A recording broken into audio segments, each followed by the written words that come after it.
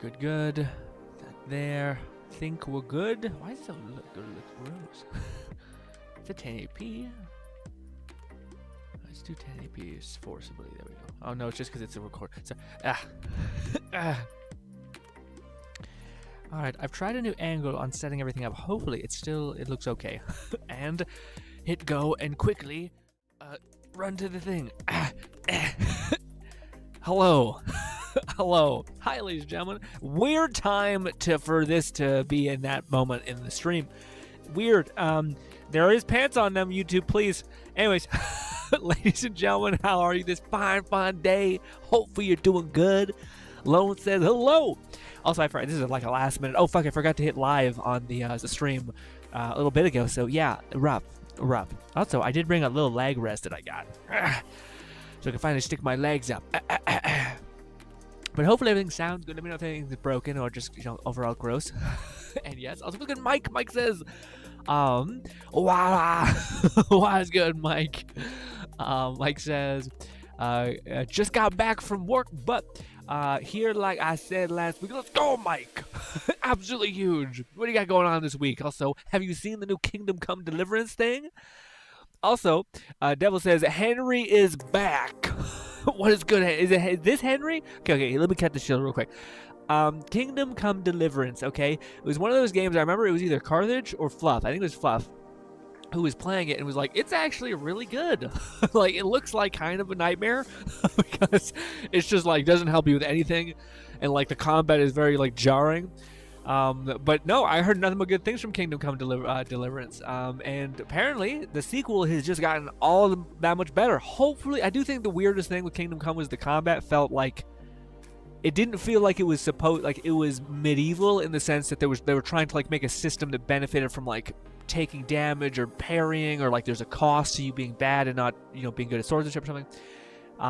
They seemed like it was just like, we don't have the money to invest in infrastructure to actually make a combat system. So, but no. But also, this pissed me off. This trailer looks beautiful, by the way. Super cool. The combat and all that stuff looks rad. But they always do this shit, and then they don't have it in the real game. They always do this like cool live trailer kind of gameplay, but in reality you're gonna have like fucking diamond chest marks or shield marks essentially whenever you guard, and I wish a game didn't do that. I wish a game would just committed fully to doing that whole thing. Mike says, is it a VR only game? No, this is not a VR game. No, this is a Kingdom Come Deliverance. This is an RPG game that came out way back in the day. Actually, not that way back. It was probably like 5 or 6 years ago. Maybe it's been more. But it was a game that came out randomly and didn't have a very big budget, but people loved it because I think two things. I think it was unique. Not a lot of games did like a hyper realistic medieval game, which is what this one was. But also, I think this is probably more of what was a helping hand in it, is that it came out around a time when like nothing was out. Like it was just like a good time where everyone was bored, and they were like, fuck it, I'll give this game a chance. And turns out it was actually a pretty good game as far as just everything being like, you haven't experienced something like this before, seemingly. But what do you call it? Mike, what VR games are you getting into right now? Because to me, man, I'm just not a very big battle royale person. I just never have been. I'm not a very big multiplayer like against each other. I don't like fighting real human beings. It just, to me, it's always like, it's frustrating. Oftentimes I feel like you're put in a position where you either have to play a certain way that limits the risk factor of you dying, but that's not very fun, But I keep seeing that damn, I think it's Breakpoint or Breaking Point. It's like the Battle Royale version of Call of Duty, but they just did such a good job. It's annoying that, like, again, it makes some sense where, like, of course the VR game that has like all of the backing of all this weird stuff, for instance, if you were to get a game greenlit, it makes sense, at least to me, that you're like, hey, we probably want to make it so that it's a popular series like Battle Royale. Or something akin to my legs, or anything that's popular at the time, and then we'll like inject really cool stuff in it. So like in this one Breakpoint game, it looks awesome. They get like, you have like a bunch of weapon skins. It's basically like Call of Duty Black Ops something, whatever the battle royale is. I forget what it's called, but the battle royale for Black Ops or for Call of Duty. But yeah. Also, Mike says, I don't do VR, lol. Don't even have. Oh, really? Oh man, damn it. I thought you were. That's why when you said that, I was like, oh, is Mike like has VR and he's interested in VR? Also, what's good? Lone says, oh, what the hell are we watching, Grin? What's the problem? You want some steamy, shirtless men going into a pool? Me neither, frankly. But I imagine this is a. Well, I don't know, because I don't really. Again, this is one of those things where like I've heard a lot of stuff about Kingdom Come Deliverance, but I've never played it, and I haven't heard the stuff that's like relevant to what it is. I've just heard people say it's really good. So I'm like, is there like a romance system in Kingdom Come? Is this what's in this game, or is that just like your bud? You're just like half naked with your bud about to get in some water alone with each other? Okay. Fluff says, CD. Kingdom Come Deliverance 2 looks quite good. Almost thought it was going to be a different protagonist. Our boy Henry grew Thoma. Yeah. What do you call it? So yeah, that was his name. Okay, I thought it was a similar protagonist. Although, couldn't you customize your character? Or am I crazy? Maybe you can't customize your character. That's shitty. It'd be cool if you could customize your character. But is it the same recurring character the whole time? Fluff says you can usually disable the HUD elements for games like that. Yeah, but that's the thing, Fluff. They're never like made like in a smart or like in a really useful way. I think. Like to me, I would rather them basically like build around the no HUD rather than it basically being like, well, if you just don't have the HUD, you're fucked. Oh, you want to know how much health you have? It turns out you're screwed. You know what I mean? Where it'd be relevant if like I really like the dynamic HUD where it's basically like most of the time it's nothing, but when you're close to death, we're gonna be like, hey, by the way, you're fucking gonna die. Here's the health bar just to make you like, oh shit. Stuff like that's really nice, but that's why I mean most games don't have that. They're not built with no HUD in mind, and I always find like there's a lot of good games that are really like one of the best examples where it's like not built with no HUD in mind, but built with dynamic HUD going away is God of War. God of War I think has that like thing where it goes away and it comes back in the right times. So when you're like walking through a vista, it's just beautifulness. You know, you don't have all this health shit in your screen, but when you're in combat, you're like, okay, fine. I do hate always though when it comes to HUD stuff when there's like just a giant like shield in front of your character's eyes. Essentially, like that's stupid. I wish it was somewhere hidden. Alone says, speaking of PvP multiplayer, I was playing the finals with some buddies and I was going off with the riot shield. I went like 20-4 and most killed. Well, there's a lot of new weapons added, right, Lone? I thought I seen some people like everyone got new gadgets and such. So like there's a teleportation for the light and all that stuff. And yeah, man, the riot shield is hilarious though. I still see people making videos on it, and it just does seem like it's like I'm not sure what to really scale it as. I could see how it could be kind of high skill ceiling, but I could see how it very easily is very low skill ceiling. Not low skill ceiling. Low. People who don't know how to handle it basically are just like, well, fuck. You know, like, oh, no, there might not be a lot of ways to handle it. You may just have to run, and that is the goal. Alone says, popping off with the shield like my name was Naifu. Yeah, shield hero. Devil says, romance in the first game was interesting, to say the least. What does that mean? Well, you can't say that, Devil. What do you mean? What do you mean interesting? What do you mean? Oh, my eye. Oh, man. Ugh. I slept in today, dude, and it was a mistake. It was. I just feel like racked, you know, like just. My eyes still got crust in them, and I'm just like, it's been, half my day is gone. It's always a mistake. I also made a mistake by staying up late last night, just doing stupid, dumb piano things. Fluff says, it's very immersive medieval simulator game, slow pacing when something like, yeah. It also, it's kind of funny because it does play into, it did not reset. I said loop, and it's not looping. You son of a bitch. Do I have to manually get up every time to do, no, it's just that. Oh, jeez. It's just, what is it? The 16, there. Hopefully that's right. Hopefully there's a stupid live stream because they didn't upload the full, maybe they did. It's just behind, like, maybe the live stream just got so many more views that YouTube's like, this is the most engaging thing ever. You can customize via skills and equipment, but Henry looks always looks like Henry. Oh, that's kind of shitty. I thought that was. I don't remember. I think that was a controversy at the time where people were like, this game would be so good if I could make my own character. Instead, I'm stuck playing this McKay hole essentially. But because it's Kingdom Come Deliverance, it makes sense that it's like, no, it would be weird that they're like the main guy who you play is just not the main character in the sequel. That's a little weird. Also, I imagine it makes a narrative like they did say something in the game where they said they added a lot more like things to do, so like it's not just as hollow. So it to me makes sense that they're like, oh no, we'll keep the main protagonist the same. That way, it's just easier to build story around him and like have things happen, and then we'll just inject all the money into things you can do.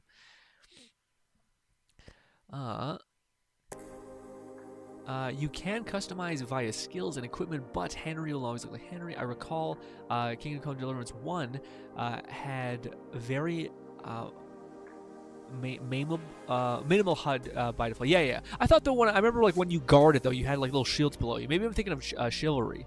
I just remember there being something where in the trailers when they like make it look like you're parrying perfectly. In the game, there's HUDs in your face, I thought, when you're parrying. Like there's some weird shit that's like trying to show you like your sword's basically this way or that way. Maybe it was, I don't think it's Chivalry. I think it's something like that. Kingdom Come Deliverance, I thought, had a really weird like parrying system where you're trying to like open somebody up and then get a hit in them. Where Chivalry was more about like omnidirectional attacking essentially and then blocking given those directions, I think. Lone says that there are 3 new weapons, 1 new piece of equipment, or specialization, sorry, and 3 new gadgets, I think. Golly, what, we're doing new weapons? I don't know, I didn't see new weapon. I thought I seen 1 new weapon. I forgot what the new weapon was, though. Shit, I didn't know there was 3 new weapons. Maybe some of them were shitty. That's why I didn't hear about them. Lone says, but, Grin, how are you today? My day, man, I killed the shell that day. Not in a good way. That sounds like I did some good stuff. I lost my day, basically. I slept in because your boy spent an ungodly amount of time watching this channel that's interesting. You know, guys, you ever find a channel that you're like, hey, this is a really cool topic. I really find it interesting. It's cool that these homes are made of, they're basically just giant circle domes. And they're like fucking bulletproof essentially. They're great. You go down this weird rabbit hole, right? You find this channel, you start watching, and it's actually incredible. It's like this weird guy who has a lot of excess hair on top of his head, and he slicks it back, but he has no bald spot, so it's just a choice. And he has a channel called Aircrete Henry, so you just know it's one of those hyper specific vibes. Anyways. So I just watching his back catalog, him talking about how he discovers this thing. He's actually trying out this like building material, and it's fun to watch. Cute dog, also cute. Petting simulator, love it. So then you end up watching a channel. You end up like enjoying it. You're having a great time, and then you're like watching their back catalog. But then eventually, like you're just watching like one of their like side videos, and they just mention some like kind of hyper weird shit. Like they're just like, and like you already kind of guessed. There's a little bit of a hippie vibe this person's rocking. You know, he's out in the middle of Arizona just building random domes. Kind of a character just in itself. But you're watching and you're just like, oh, wow, he's talking a lot about, like, aliens and deep state. You're just like, oh, I didn't sign up for this. I'm like, I'm just gonna put that to the side. It is what it is. I don't judge negatively or for it. It's too much for me to, yep. So then I just watch his normal content. And I'm not sure you guys have ever been there where you're like, damn, that's I mean, yeah. Everyone has strong beliefs, I guess. But yeah, I ended up watching a lot of his videos. There's another thing, it's called, like, there's something called Aircrete, which is actually really cool. It's like a way to hyper elongate concrete use, essentially. You basically make concrete with foam, like dish soap foam, except it's more just like a foam, like shaving cream foam, and it basically just maximizes the amount of concrete you can use, while also basically making it like super insulating, because it's basically just a concrete with a bunch of bubbles in it, essentially, then hardened, and those bubbles act as insulation repellent. Very neat. But it also is more brittle. So then he found this other thing called the Epic brick, essentially, but it's like a mixture of concrete, paper, and styrofoam. And holy shit, dude, you're watching like grown-ass men who are jacked, like smash sledgehammers into a block like this thick, and it's just not doing anything. So you're like, wow, there's some like really cool building materials, but I don't think building materials will ever make a jump, because it's just there's too much code and safety with what is already working. So it's like they'd have to go through a lot of effort to like test how thermal regulated this is, how insulated this is, how all this stuff is, and it's easier just to like keep business as usual, especially when a lot of those businesses that sell wood, insulation, all that stuff are basically owned by 5 people who just want to have a dominant. Anyways, we're starting to get deep state on you. we're starting. I don't know. I don't want to go down that path, boyo. Anyways, Fluff says I can find as well as a good trailer for Final Fantasy. Oh yeah, hit me with it. I can find a good trailer for Hopefully it's long. Hit me with a good trailer. If you link that to me, Fluff, I will pull it up because I don't know if I'll have enough time this week, but I will. Because I have to. The thing is going to end. The discount thing's going to end. So yeah, I'll figure it out probably today. I have to make a thumbnail though and upload a video, so that's going to be a little bit. Mike says, "Hey Grin, I donated $1 for your amazing stream and effort. Oh, thank you so much. It's not a lot, but no, it's perfectly. It's plenty. It's too much. But Mike, you just being here and like talking to me and hanging out with our kind of warm little community is the only thing I could ever ask. It's my job to kind of make something that people like enough to where multiple people could see it, and then find a way for like the people who are interested in maybe a product or into something, you can find value in it. But as far as the streams, I'm completely and utterly. It's all about community. It's all about just hanging out with people who you want to spend time with and to talk about your week and things you're interested in. I do have the ambition of one day to make the stream feel more like a segmented thing, I guess. Like we'll have our little like 2 hours of playing a game, and then maybe we'll build up to basically having like 3 like reacting to some videos for 2 hours. Like my brain just enjoys stuff like segmented in that way. And the same thing with videos. Like when we test out characters, it's usually like here's the avatar strength metric, here's this part, here's that part, but thank you so much. Alone says, each body type got a new weapon and new pistol for the light. Shotgun got for the heavy and an AR for I think I see the AR for the medium. I think that's what I was seeing. But I didn't see the pistol. I wonder what the pistol's like. Huh. Sweet. Love says, and one of the more important updates to Destiny 2, there's a robot dog you can pet. Oh my god. That's awesome. If you want another fun rabbit hole, oh fuck, shit, god damn it. Love says, if you want another fun rabbit hole of a channel, I recommend the Fat Electrician. He's very much about enactment for military history. Ooh, that sounds a lot. That sounds like a lot. I guess you could say he put a grin on people's face. You son of a bitch. You son of a bitch. I do my best, and I'm poor at it. But hey.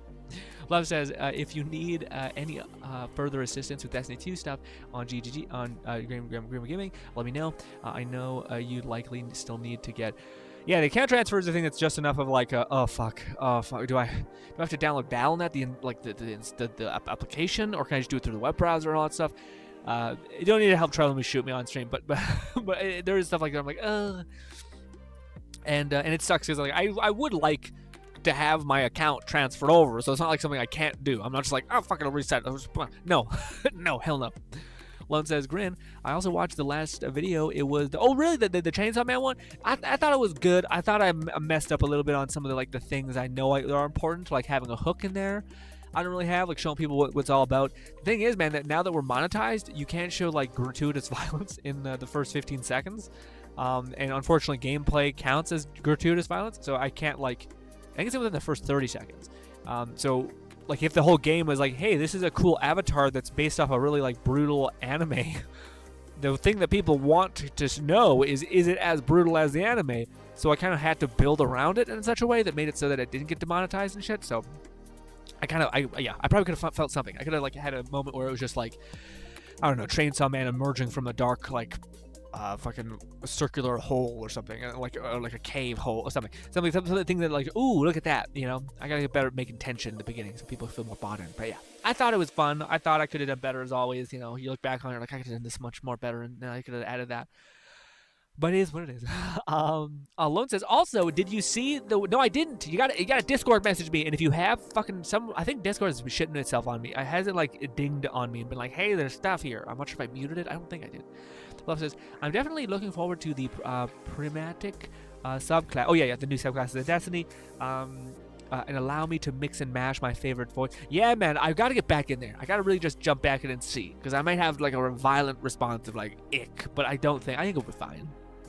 It might be what we need, you know. We've just played a lot of games that aren't that, like high intensity shooters, you know. So maybe we need more Destiny in our life. Mike says, yes, about that. Are you going to play a game or anything, or just this? So, Mike, our whole shtick is basically, so we have our Thursday, Friday are basically like gaming essentially. So Thursday is always our just like kind of like any game that we're playing that's not VR, because we have a whole ass VR channel.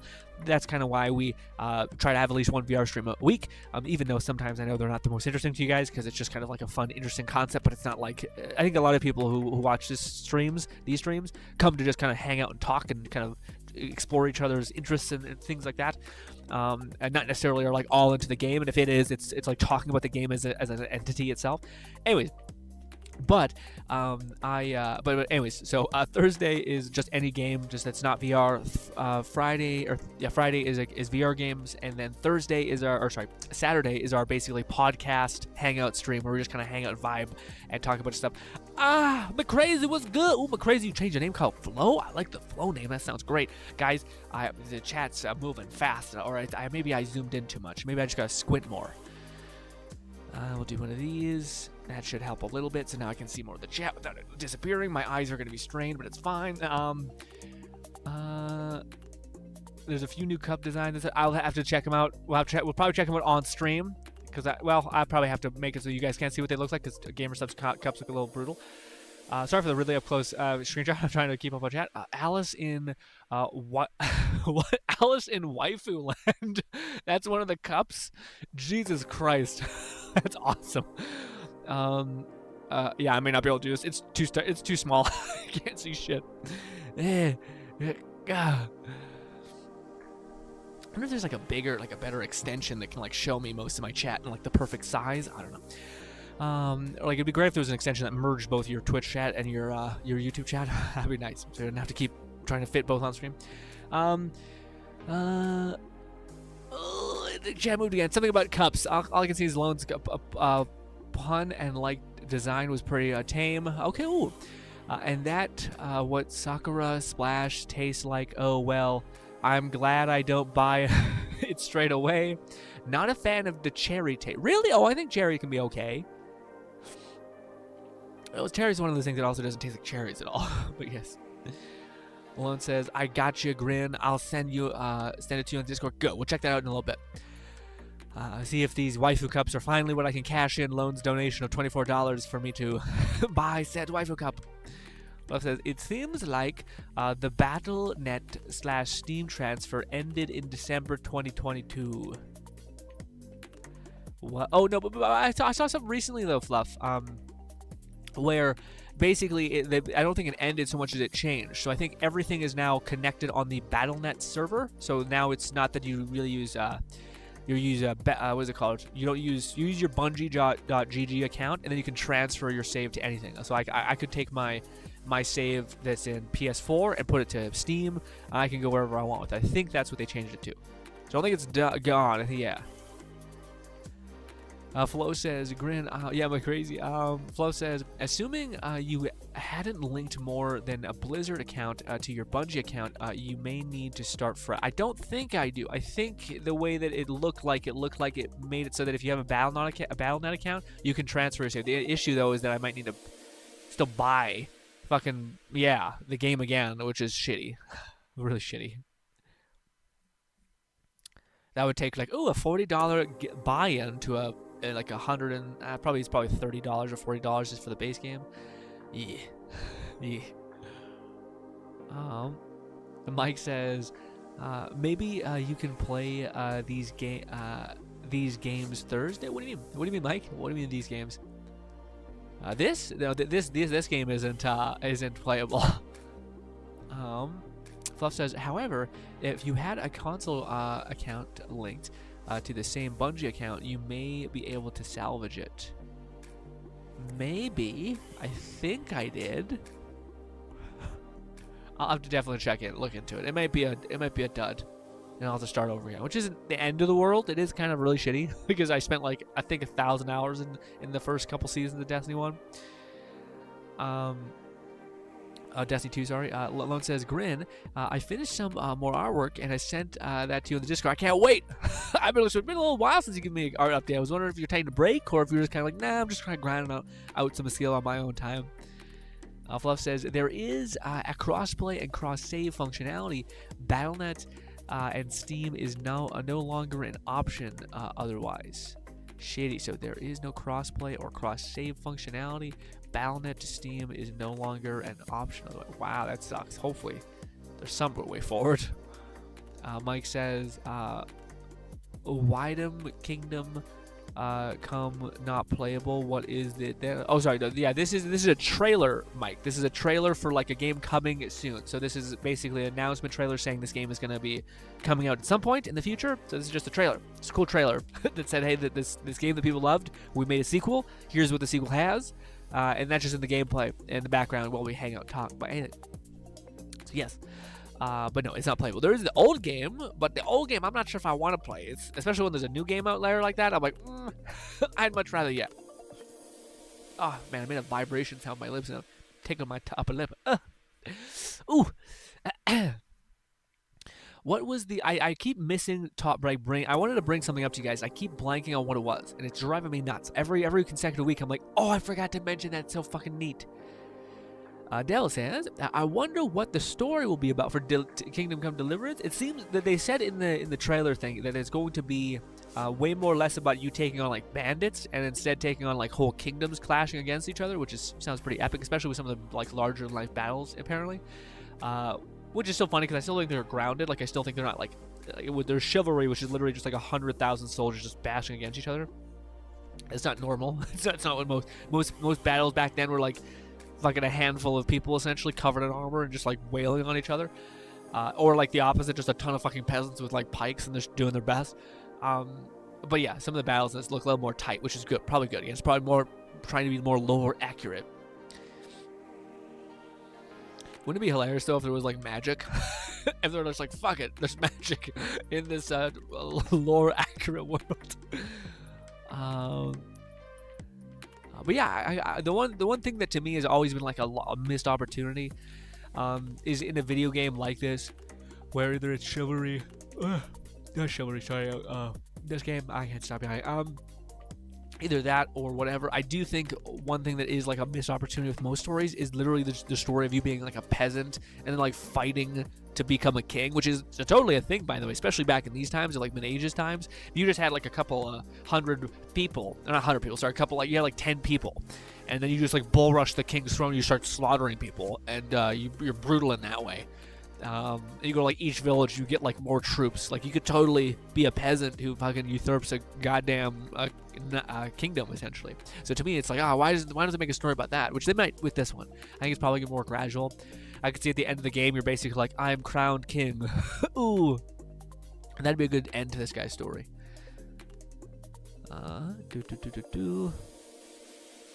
Fluff says, this is Kingdom Come Deliverance 2. It was just announced to not be playable in time. So yeah. Fluff says, at the very least, Grin, you should be able to continue from your PlayStation 4 account. Maybe. Yeah, I never really played Destiny 2, I think, on PlayStation. I think I only played it on PC, on Battle.net. So we'll see. I don't know. Real bummer if that was the case. Again, I don't want to look into. I thought I'd seen some stuff that made it look like maybe, but maybe you're right. Maybe Fluff's Googling a ton of stuff and it's like, it's not looking good. Like, oh no. Fluff says, I forget if the progress all that much on. I forgot if you progressed all that much on PC. No, I progressed mostly on PC. I think.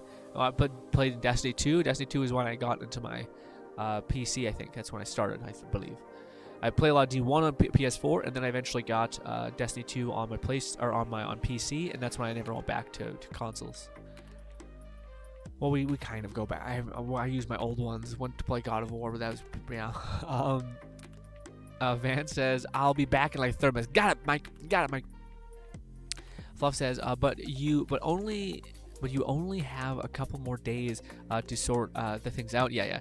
Either way, regardless of whether you can salvage your Battle.net account, I very much recommend catching the DLCs. Yeah, absolutely. Especially with the discount being like Destiny's normal like $300 essentially for all the DLCs. So the fact that it's like basic like 4 or 20, sorry not 4, like 20 or 30 is pretty crazy. Granted, Destiny is also one of those games that's always on. So in a couple years, we could just be nixed and not be able to play any of that content that we technically paid for, which is just great. I hate it so much.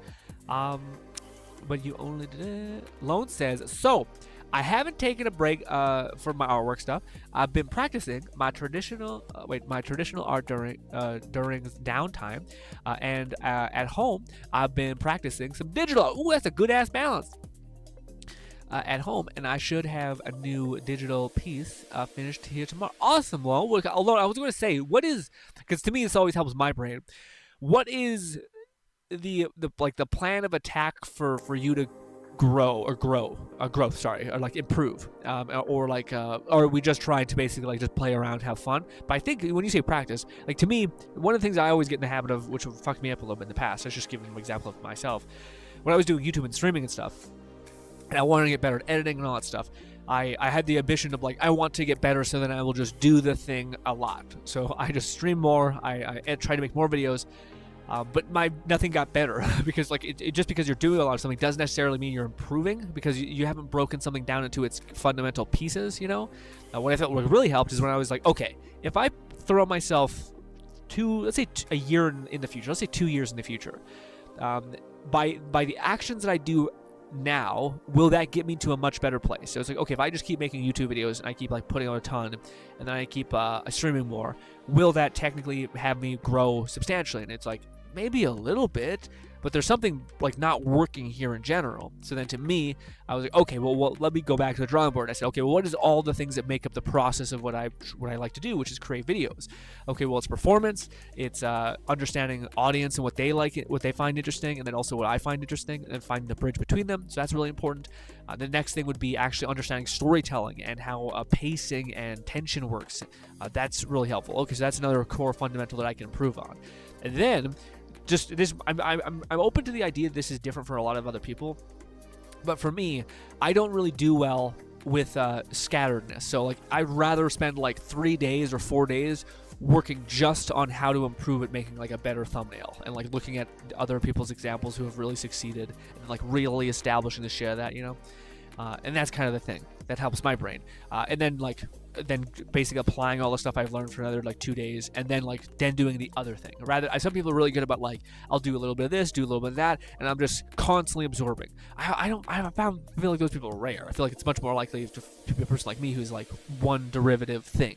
But anyways, when you look at it like that, when you break something that you're interested in down into its components, you can see that like, oh, I'm kind of weak in this area, so therefore I'm going to dedicate like 5 days to just trying to learn how to become better at that, rather than just do. Because it's kind of like, I feel like there's two issues with most people. Most people are like, they like to do a ton. Like they hate looking at instructions. They would just rather fucking pop off and do the thing. They don't want to like reflect on what they've done. They just want to grind forward.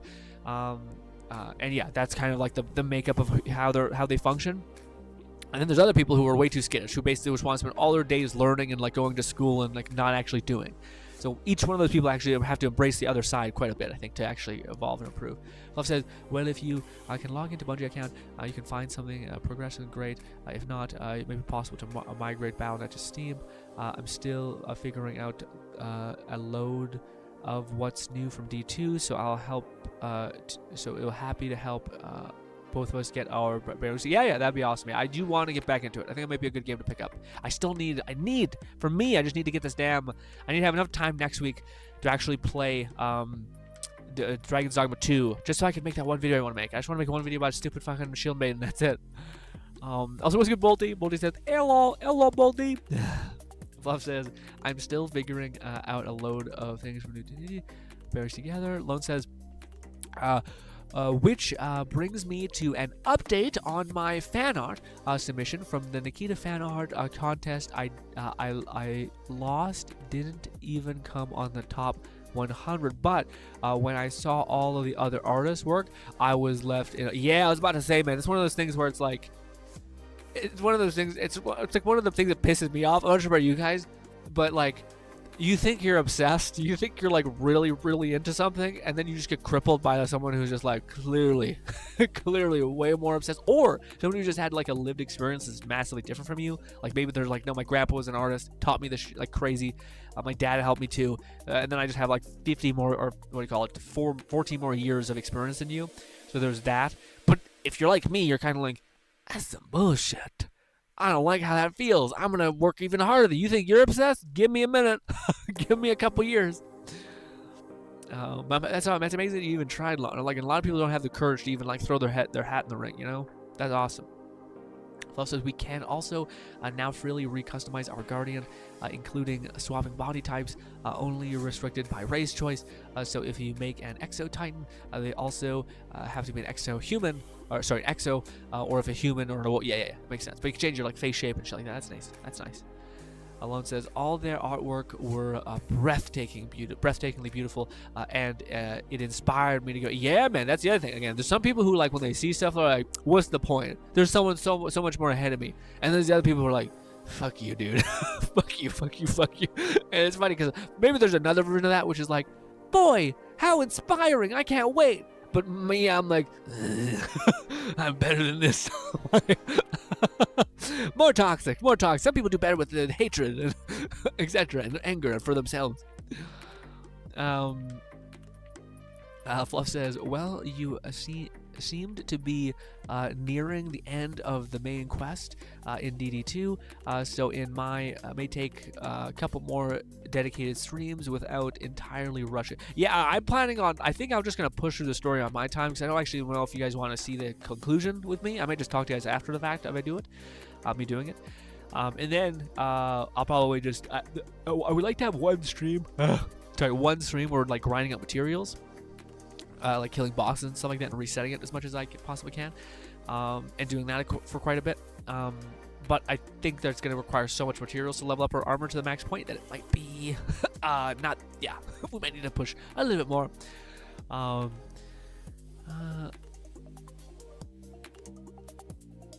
Alone says, I also got a new commission request. Ooh, what do they want to you to draw? What was your request? Oh, it's been a minute since we've seen Red. I hope he's okay. I always like to throw things out there where people have been here for a hot minute. Flav says, and you can change your body type / gender, which is surprising given it also changes your voice. Oh, interesting. That's a little weird though to me. I'm not. It's weird that they're like, we're going to allow you to change your face shape. We're going to allow you to change your body type. We're going to allow you to change your sex. Well, we're not going to let you change races. It's just like, what? Why? Why is that being so? I thought we were just like, send it. Why can't I change on dime? This is a game. What the fuck? You know? Yeah, Fluff says, it's funny because we've gotten to the point in society where it's like sexuality, sex, whatever. Who gives a shit? Just run it. It's a video game. At the very least here, we should be able to chill. But now, it's like, what about the race thing? The race thing is hilarious that it's not done yet. Or they're just like, well, hold up. Wait a minute.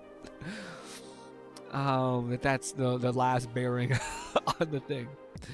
Fluff says, I'm almost tempted to remake my Hunter just to have 3 Exos instead. Ooh, a family of robots. Man, I always remember their Exos. I'm not sure if they improved it in later DLCs, maybe with this update with the new stuff. But I always remember like the hairstyles. I always remember the hairstyles and all that stuff was actually kind of crap. Like you're like, come on, I want to look a cool way, and they're like, nah. Best I can do is a weird emo goth hairstyle alien, and you're like, fucking what? They're like, yep. You're like, great. Lone says, I mean, don't get me wrong, Grin. There's a part of me that's like that too. Okay, good. Yeah. I feel like that's probably a better way to put it. Yeah. I also have a part where I'm like, wow. Wow. Isn't that nice? Oh man, it's funny because I always go back to this stupid thing in my head, and it's dumb. But like, there's like the 7 deadly sins, and then there's like the, what is it called, like the 8 heavenly virtues or some shit. I don't know what it's called.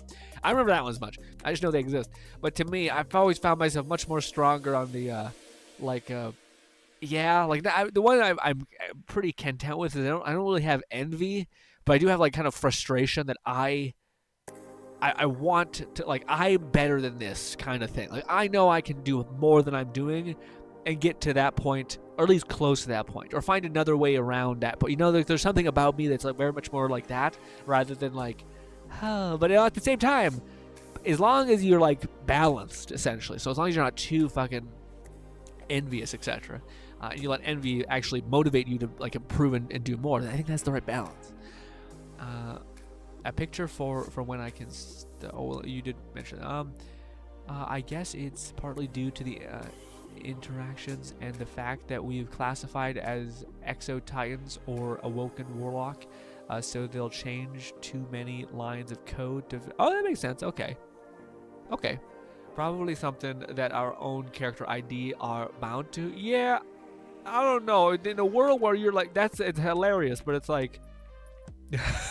Like a guy who's like, you had fat tits and were like a full-on woman, and now you're a guy with a deep voice and all that stuff, and they're like, yeah, like there's already enough smoke to where like the AI, the story being kind of crippled is not shocking. Like, I don't think people would be like, ew, it's broken. And they'd be like, wow, I can't believe this is still functioning even a little bit now that I've constantly reintegrated those things. But that even speaks more to like Destiny 3. That kind of whole debate that's happening right now, if that's actually a real thing, but them being like, hey, this would just be better. And the only reason why I'm like, I'm excited, but I'm also kind of like, yeah, you know, when you were like, that's really neat, that could be really cool, that new feature, that new addition, totally, right? It could be much better, just an overall good, better experience. But at the same time, part of me is also like, is this not just a choice that can be made to make even more money? To where if they basically were like, yeah, in Destiny 3, there's no gender thing, no race thing, you can change whatever you want, be whatever you want, who cares, it's the future, you're fucking getting resurrected by your ghost constantly, who the hell says you can't be reformed in some way? Boom. But then they're like, by the way, the base hairstyles and like tattoos on your face and like maybe even bone structure, kind of mid, just kind of fucking not great. But guess what? You can give Tess Eververse a solid $20 and you have a bunch of random face shapes, and look at you go. And the cool tattoo on your face too, right? Isn't that neat? And hairstyle, doesn't that look cool? A fun little bob, but yeah, boom. Money! Essentially. Also, what's good enough? Fluff says, probably something that our characters' IDs are probably pro to. Lone says they want me to draw them in an anime style. I told her I had some other projects I had to finish before I got to her, but she was very understanding and told me to no rush, even ask for my email and send. Ooh, that's so sweet. Man, you guys are getting lucky as hell. I feel like I've heard a lot of bad stories from people like being like bastards about it. Like it's one of the things that's like working in what's it called? Goddamn.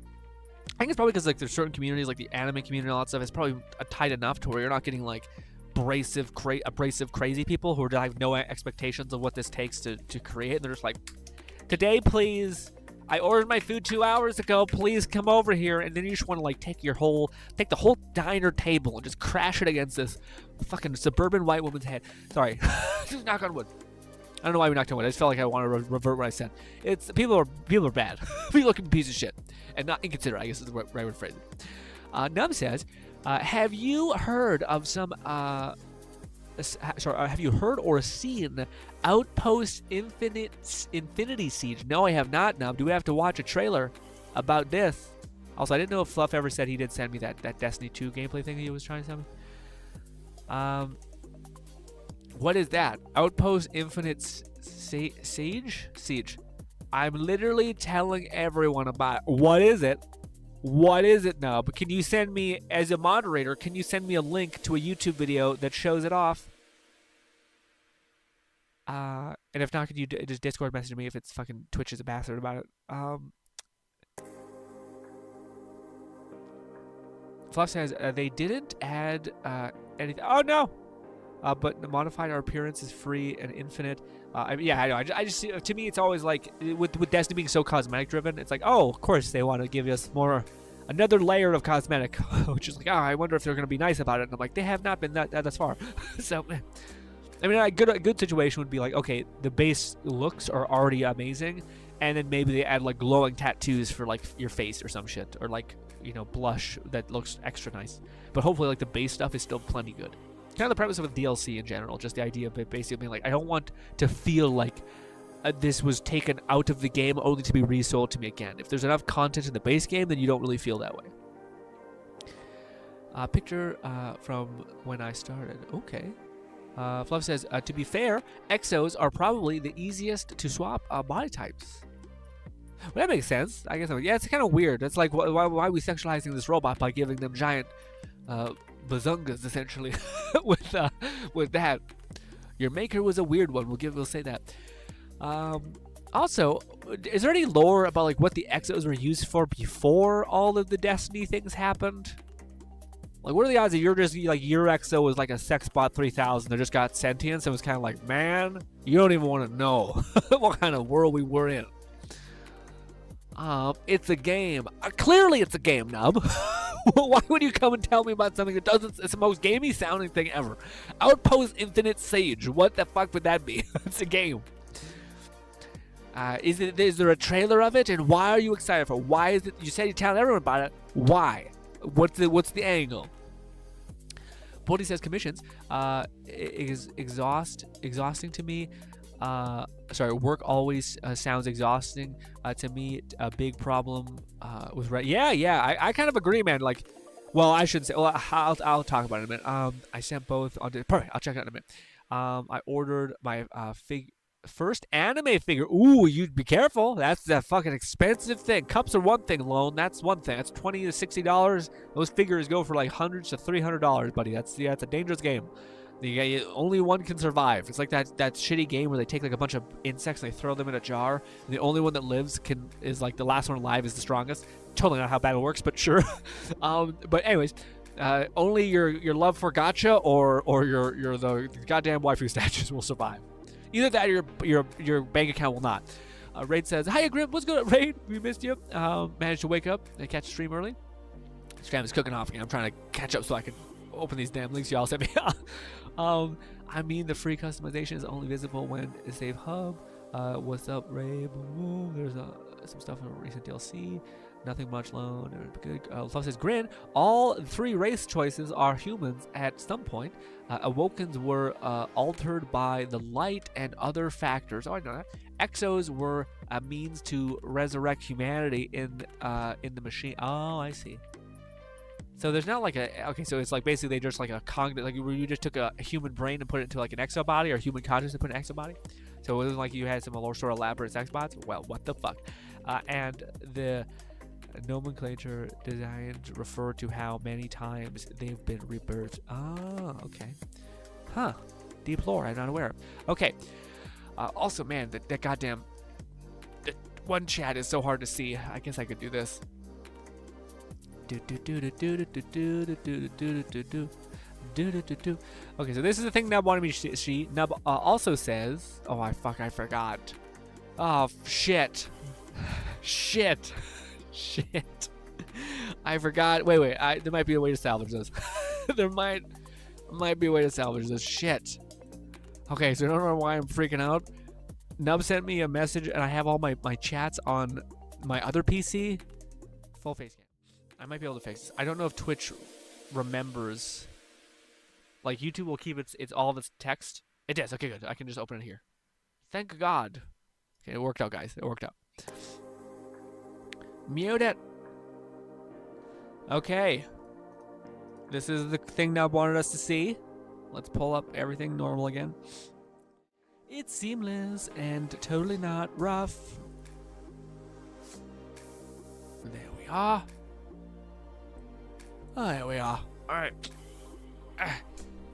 Baby. Play. Is it looped? It looped. Okay, good. Okay, Nub says, if you're asking if the genre, my only answer is yes. Great. It is an FPS TD base building resource management extraction roguelike. Fucking Christ. That's a lot. Basically, it's going in the genre store and going, I'll take them all. I'll take one of everything. I can send you in a Discord or a Twitch. I mean, I got figured out, but this is what it is. So, first of all, it looks good. Is it a top-down game? Am I gonna feel like I'm a god looking at insects, do their mortal coil bullshittery? Also, I made that worse one. I just didn't know I did. What is good, Roach? How are you?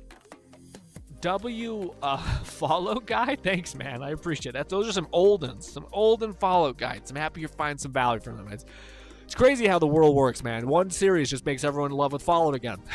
Even though all of us were pretty fucking bent about the state of Fallout, man. And so that's hilarious. I remember so many people being like, dude, god damn it. Like, Fallout 4 was okay. It was not okay. It was good. It was like 68, 70%, 80%. Oh shit, no, Nub, it's a first-person game. Well, shit. You go back and forth. That's kind of cool, Nub. Huh. That seems interesting, actually, Nub. This might be more than just you doing what he just did. I wonder how much power you have on the ground. Their health bars look dense.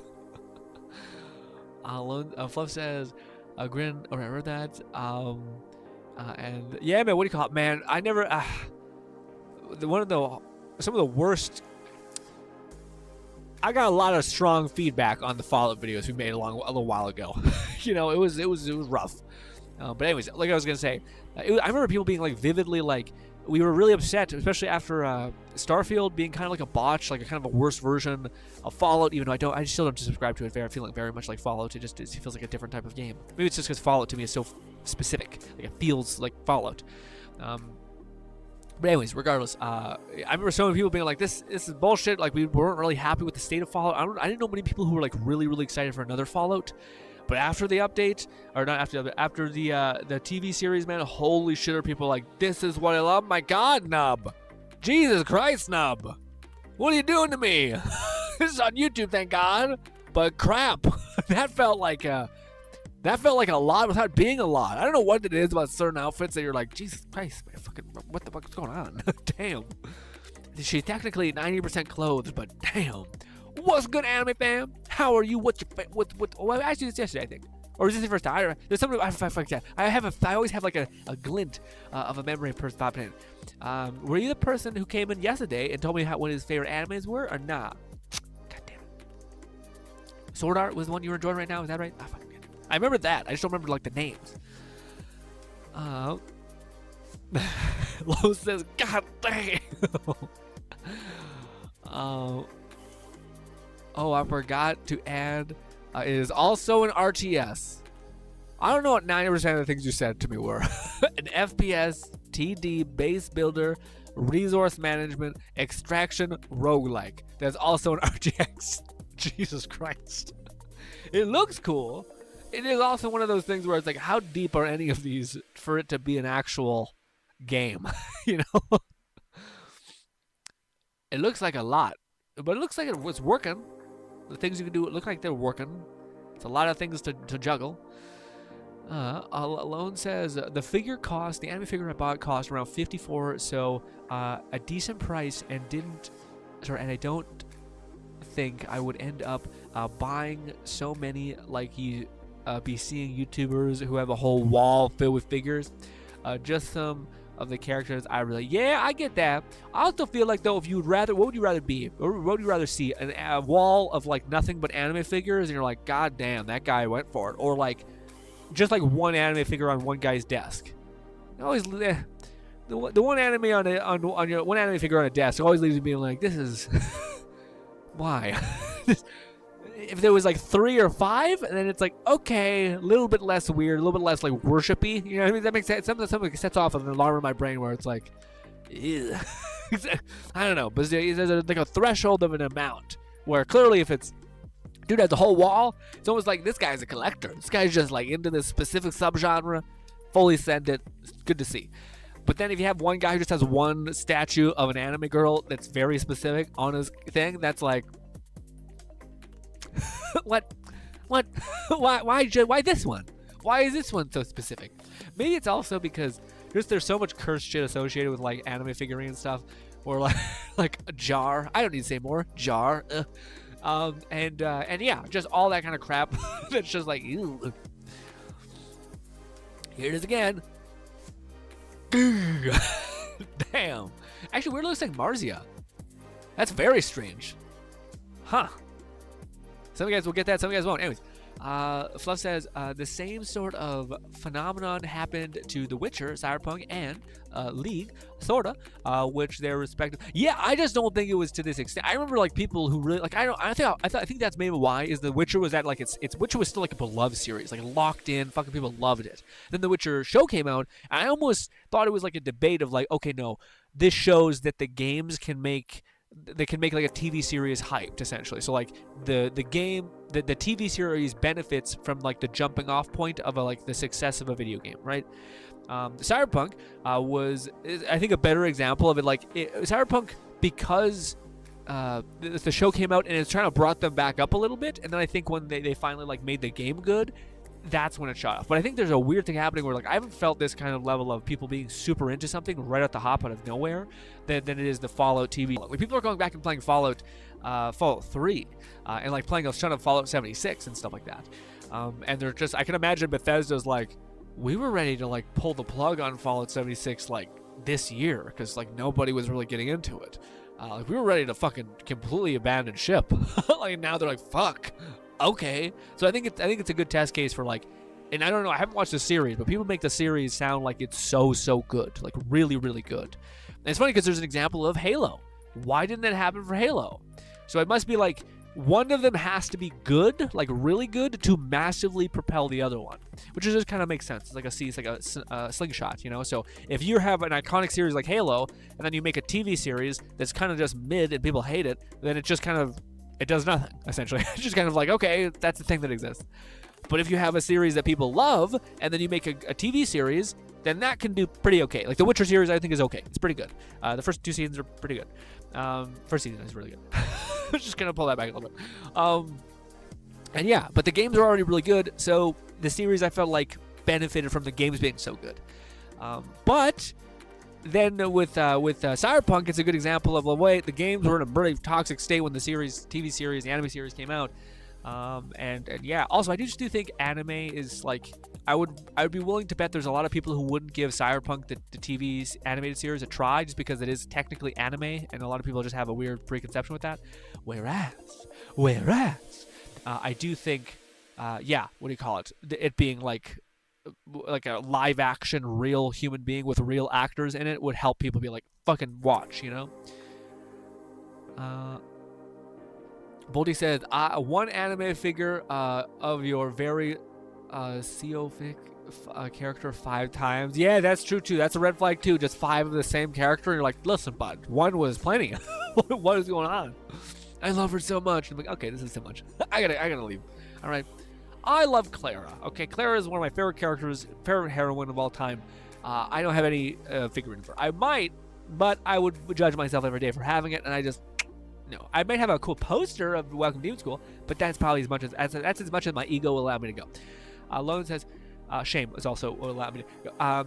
Figurines are awesome. I'm not trying to shame anyone. It's just me. My dumb self is like, Lone says, like, I owe a few figurines already, like one of Tifa. My best friend bought me one of Ray's from who? Ooh, Ray, that's fire. That's a cool ass figurine. I bet that one looks rad. Figure and like 2 other. Okay, so you got I feel like if you have 2 anime figurines on your desk, it gives off a vibe. If both made a great argument, if you have multiple of the same character, even more, that's more of a red flag.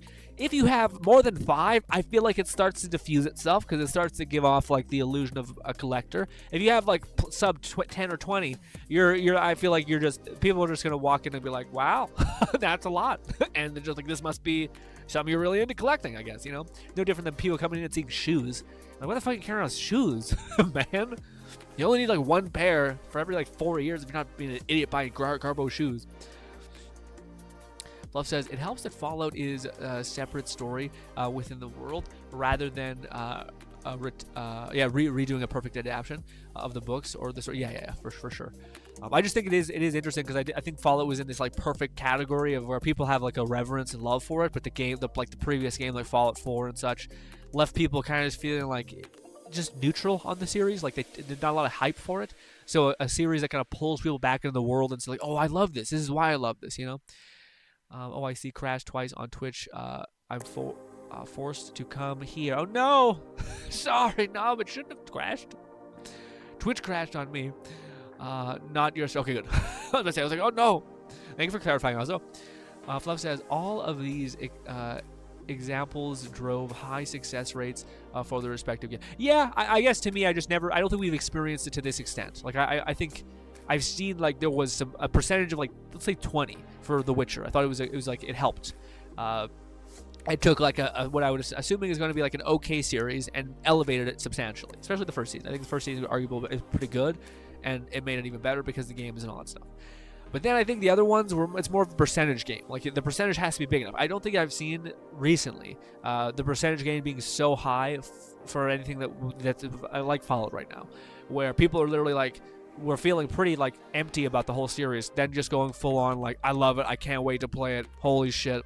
And yeah, which is hilarious because yeah, in a weird way, I guess like Fallout makes some sense of it being like this kind of thing, like a successful TV series. Do you guys, let me ask the chat, do you guys think that they could pull off a Skyrim TV show and it be similar, like in the vein of Skyrim, meaning you can't hijack it and make a Game of Thrones, you have to make it Skyrim? Do you think that would work?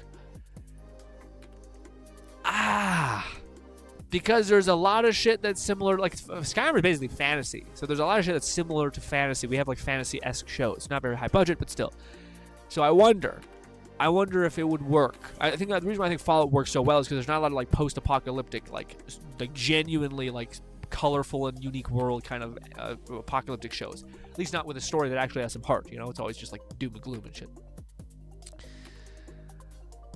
Also, I learned my misconception in regarding the players on Witcher 3 had people thinking it was always perfect game, and thus expected Cyberpunk before Edge Runners and Phantom Liberty to also be flawless. Really, yeah. Anime Fan says, do you have any recommendations, by the way, for anime? Ooh, I do.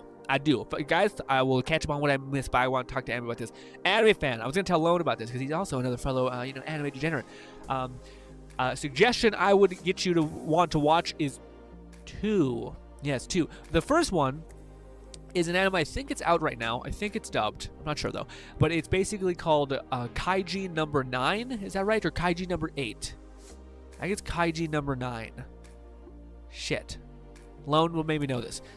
Maybe help me to find it. But it's an anime basically. It's really unique. I don't really want to explain it because it's kind of crazy. I'll explain it. There's basically a world where like these giant, Godzilla-like kaiji and these huge monsters basically pop up, and there's like this group of people who just fucking rip and tear everything. It's great. They're like an attack force that kills everything. The main dude, hit again. What happened for me? Did I fuck up again? Shit. Did I fuck up? What do you mean? Did he say what? I'm gonna say did I fuck up, or I don't know what I fucked up. You guys can't just say dyslexia hit again. Well, what part of it was wrong? So Kaiji number 9, I think would be a good one. Basically, in a world where like there's tons of these Kaiji and he's part of this military force. Well, he's not really part of this military force. There's like a cleaning crew. So in a world where there's these giant monsters, they kill the monsters. What's gonna happen with the corpses essentially? So they basically cut up these massive monsters and throw them away. So the main character is a part of this like kind of like crew. You said right, Kaiji number 9, okay, or 8. But yeah, so he's a part of. Nub says not anime. It is anime. There's an anime released about it. It was a manga beforehand, and now it's an anime, right? I don't know what I'm saying. Anyways, what did he say? Oh, you're saying, oh, I see it. You gotta finish. Nobody gives me like trails of what he's saying. Do you have any game recommendations. You can't be called anime fan and then ask for game recommendations. Sorry, that makes sense. What kind of game, anime? What kind of game? What kind of game you want? I imagine you want like just like what's coming out recently. What kind of games do you like, anime? GRINN recommend this one. Which one? This one? Is it out? Someone room and seeing the whole figure of the same character. That's a lot. That's a lot. Sorry for being so zoomed in, by the way. I gotta just scroll. I need to just invest in like an Amazon like a computer touchpad thing. That's like just like a little scroller thing. It's like a keyboard. I want to Shrine like Tensei. Fallout has multiple of the game available. Which is I see. That can be a good variable. That makes sense, Fluff. Or I can just worship one figurine.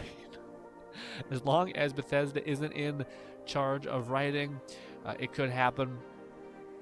You mean for the making a? Oh my god, it's so hard to stand. What do you call? You mean making like a Skyrim thing? Maybe that's true. I don't know. Skyrim always had a fun plot though. I think Skyrim always had better storytelling than Fallout, especially the newer games. Like the Dark Brotherhood quest line is actually pretty involved. It's because League doesn't have a concept of lore, but lore keepers. Yes, but nothing has it.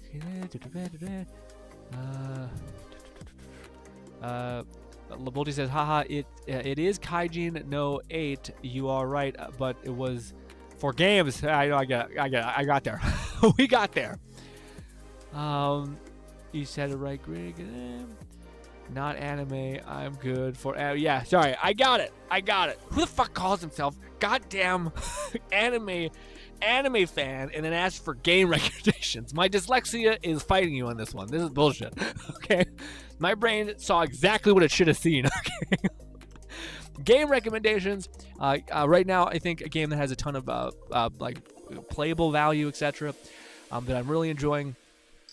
Is but it depends if you kind of enjoy like kind of the more harsher. Dragon's Dogma 2 is good. Dragon's Dogma 2 is very good. It's very interesting. I haven't played a game similar to it with the same pawn system in a hot minute. Despite if you were a big fan of the previous game, I could see there being some criticism because it has some stuff that's not in the first one. I don't really see that, but sure. Let's just say that thing. A game that I would massively suggest, though, that I think you would enjoy and get a lot of kick out of is Palworld. Palworld, to me, is still a very cheap game. It's like $20 or $25, something like that, and it is a ton of fun. And they've just updated the game with a bunch of updates, so they've shown that they're going to keep updating it. So if you wanted a game that was kind of light, fun, something you could play while you watch anime or even listen to a podcast or watch a stream, I think Palworld fits really, really well.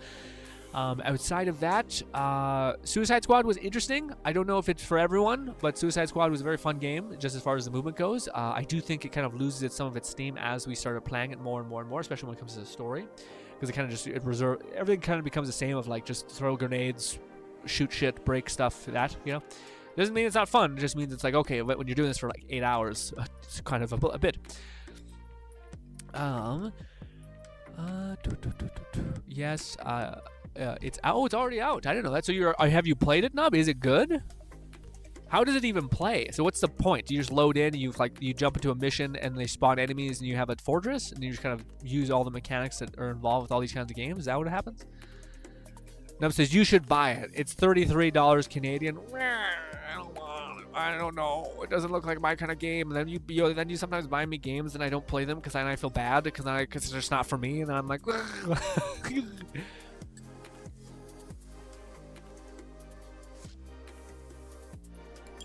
Boti says, "Yep, is it good, Boti? Kaiji number 9. It's a series I've actually been following for a while. It's one of the guys. There is, you know how Berserk has an armor style that looks really cool, right?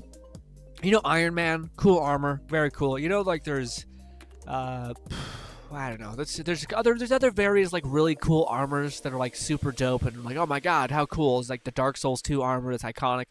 That's all nice. There's Elden Ring armors, which look very cool. There is no cooler. I'm not sure if it's armor so much of it's his flesh.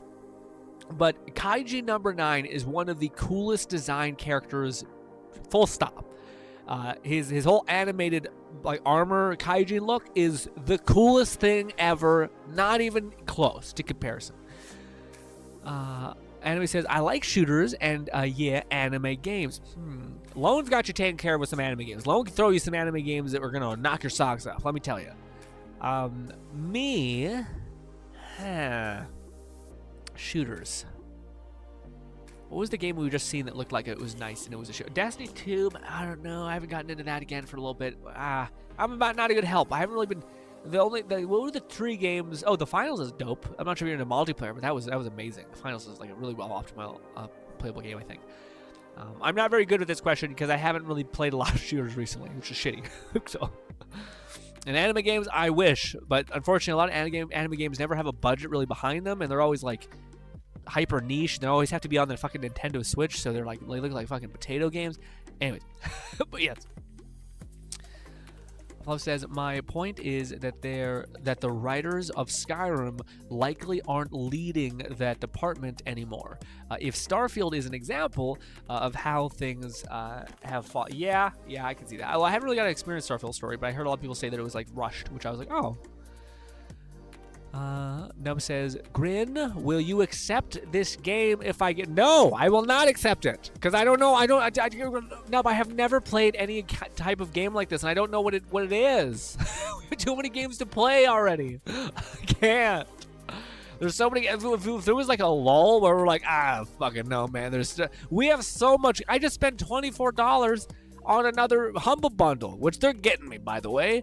I have never thought I would reach this point, but I have reached the point where I have become Valve player, Valve Steam guy, who is basically, I have bought 4 games for very cheap, or like 6 games for very cheap. I haven't played the last 15 that I've bought, but it's such a good deal, and I would eventually like to play them. And then now I just have like basically 30 games that I have not touched at all on my Steam profile. It is these goddamn Humble Bundles. They make a good argument for that's a good-looking game. You wanted to play it. Hey, this helps so you don't forget that that's a game that's good. It's also just $20. $20. You kidding me? You spend $80 for a video game nowadays. You spend $20 and you get a bunch of cool VR experiences, which are just net positive anyway, because VR is just much more interesting as far as like experience than just a bog standard game. Yes. Oh, sorry. Bodhi says, I was just about to watch it right now, but Slime Diaries has Proti, right? Okay. Yeah, you have to let me know how it is, because I've seen some trailers of it, and I wonder how they're going to handle it, because Kaiji number 9 has a really weird, strong start, weird middle. It's like a strong-ish start, and then like right after he gets discovered is when it kind of gets a little fucky, and then it gets good again. But it's like that. There's this weird like meandery kind of hollowness in the middle, which I hope gets filled out in the anime faster. So they're just kind of like, let's just push past this. They learned he's a kaiji, and now they're using him, and we're good. Helldivers 2 is an easy recommendation. Yes. Oh, yeah, I forgot about that. Yeah, that's a great example. Yeah, I thought there was like one game that we were playing that we really loved. Helldivers. I would highly suggest Helldivers, anime fan. Helldivers is not a first-person shooter, but it's a really unique third-person shooter, which I think you'd like. Not very anime, but it kind of has some weird story anime-ness. Nub says, I personally don't like Helldivers, though. Nub's a weird one. Nub is one of these weird people who has very specific taste. Sorry. And also, yeah. Yeah. Just to give you anime fan, let me give you an update on Nub. Nub is the kind of person that will spend 100 hours into a video game and then call it dog shit, okay? Consistently, like all the time. And it'll be like, I spent like literally 300 hours in this game. There's not a bigger piece of shit in the whole world. And I'm like, what the fuck happened? What's going on? Who hurt you? Why are you just putting up with this bad time? If you play anything with 300 hours, you're not a little fatigued? God. Whew. But he says, I was about to say the same thing. Yeah. I was about to say, guys, I forgot. I thought we experienced one. I thought it was the finals, because I remember like this year was one of the strongest years we've ever had for gaming with the finals. Helldivers, Power World, I thought was amazing, and then we have, to me, Dragon's Dogma is awesome, like super fun. So yes, but also I didn't really play a lot of the first one, so I don't know how that feels. Anime fan says noted. Boldy says, I was about to say that. Anime fan says, there's a shooter coming in somewhere called First Descent. First Descent. I played the beta. I can recommend that to you when it does release. It's basically Destiny Warframe hybrid. Give me a sec, guys. I gotta go check something. Ugh. Ooh.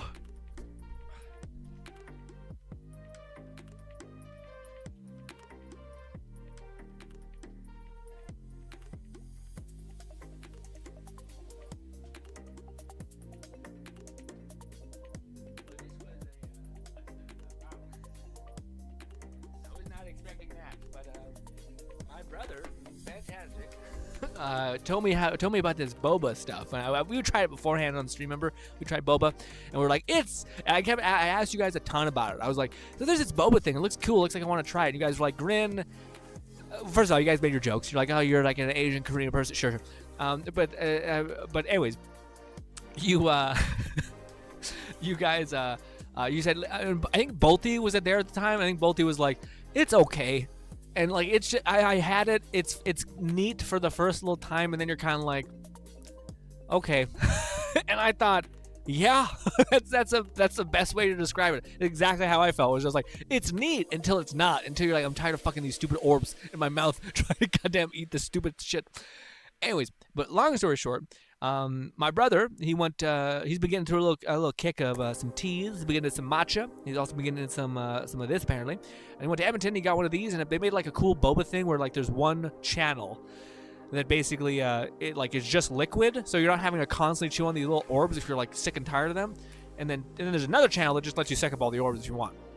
So he said this was really good. So let's see if it's good or not. I don't know what this is. What this little thing is. What is that? Why is there a little cap on it? What is that? There's like a little red thing here. Anyone know what that is? Anyways, let's see if it's good.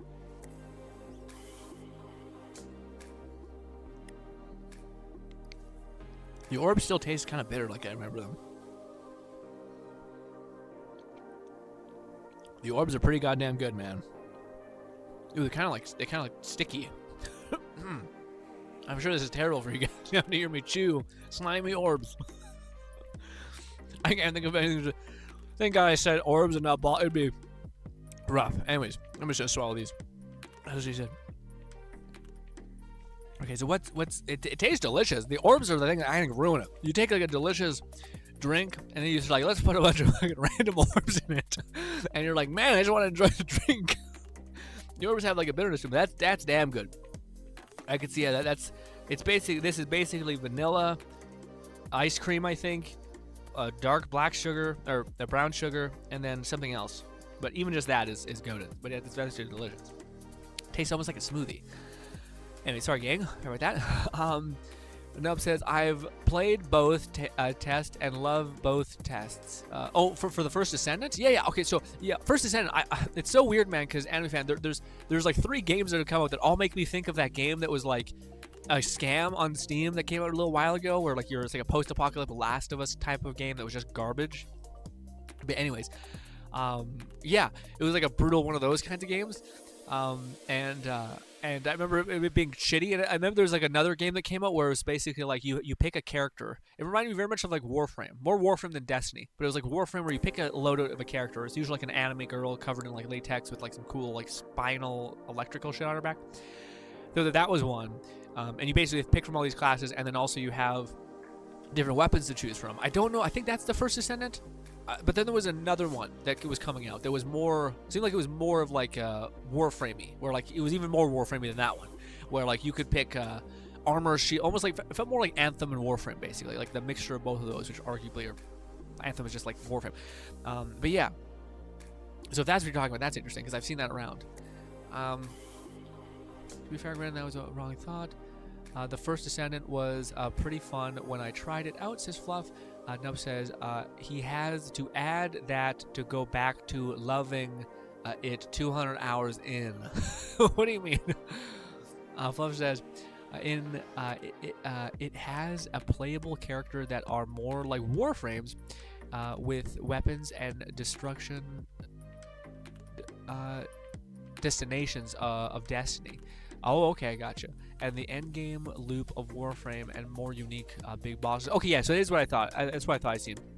To me, it very much seemed like Warframe with these big bosses that you're like shooting behind a giant stone pillar. And yet it had like these grounded, more like movable types. Yeah, I've seen stuff like that. That one looked neat. That one looked neat, but to me, like there's something nice about Warframe where like it's almost like a hero shooter versus like a customization shooter where like you could take your armor. This is why like Anthem to me actually had like a really good locked in thing where like you could take your armor and make that armor significantly cooler by like painting it, by like getting yourself different chassis and armor types, and they have different bonuses, to where if you're like, I'm picking this bog standard character, it's hard because it's like, what if I don't like this look of him or like that angle of that or whatever it be, you know? So I like the idea of like when you're like the same thing as Destiny. Your body's the same, but your like armor and your the overall like stuff that you wear, it can be modulated, changed, and designed around, you know, which I think looks just a little more sharp. As far as like that carrot on a string of mostly all these games are basically focused on like get this gear, which again is why Destiny did such a good job at like looter shooter stuff. So they just made it like that there was 5 different nodes that you could get better loot in. They all had like visual elements, so that there was some reason to do it usually. But he says, it wasn't me, but I would agree. Okay, yeah. I think it was you, Bolty. Maybe it was Nanny, but I thought it was you for sure who you're talking about Boba one time, and you were like, it's fine. Like, it's okay. I think you were even, maybe it was not you. I thought someone said that, and they basically were like, you're better off just having the tea. You don't want the bulbs in there. Nova says, I used a Warframe style mod system as well. Oh, okay. Okay, so maybe they've up mixed, but I seen the first Ascent, it was a while back, way back. The day before is, well, yeah, that's what I was thinking of. The day before it was removed. Yeah, the day before was the one I was thinking of, because I remember there was like these 3 weird games that were all kind of playing off of like Division era kind of like combat, aka Warframe stuff as well, and yeah, it was all of them looked like they were kind of scams, like they were being shown way too early, and they clearly didn't have a big dev team, and looked sketchy. But no, that one looks, that one I think did have a playtest. The one that I thought would look really cool, this was the other one. So it was the first Descendant, and then there was this other game that I thought looked really compelling too. But it was basically where like you're in like a roguelike, where like there's kind of like a battle royale battle royale roguelike type experience, where you're summoning these like digitized crystallic nanite monsters, essentially like these robot things. They're like these giant juggernauts, these like tiny ones.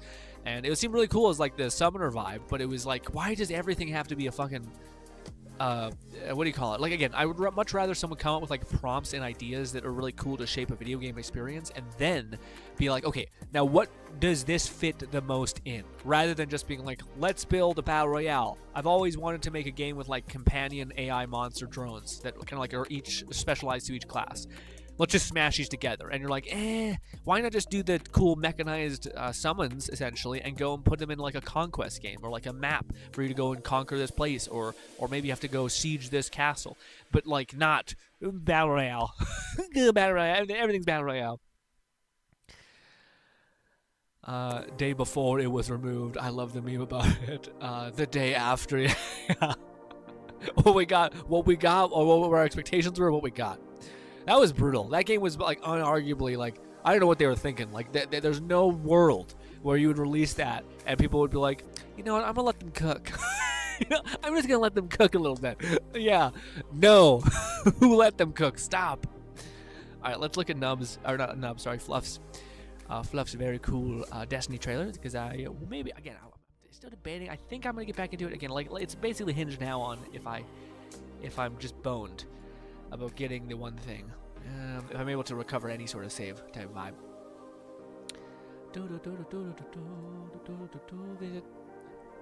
Why? Why the fuck do you open it? That's not even my default browser. God damn it, Windows. You suck. Windows is always like, I made this not this fucking Chrome shit my default browser, and Windows is like, are you sure? I think I could do it better. And I'm like, kill yourself. You son of a bitch. Also, that's why I'm not listening to music. I loop my mix. Put that over there. Put this over here. Put this there. Paste.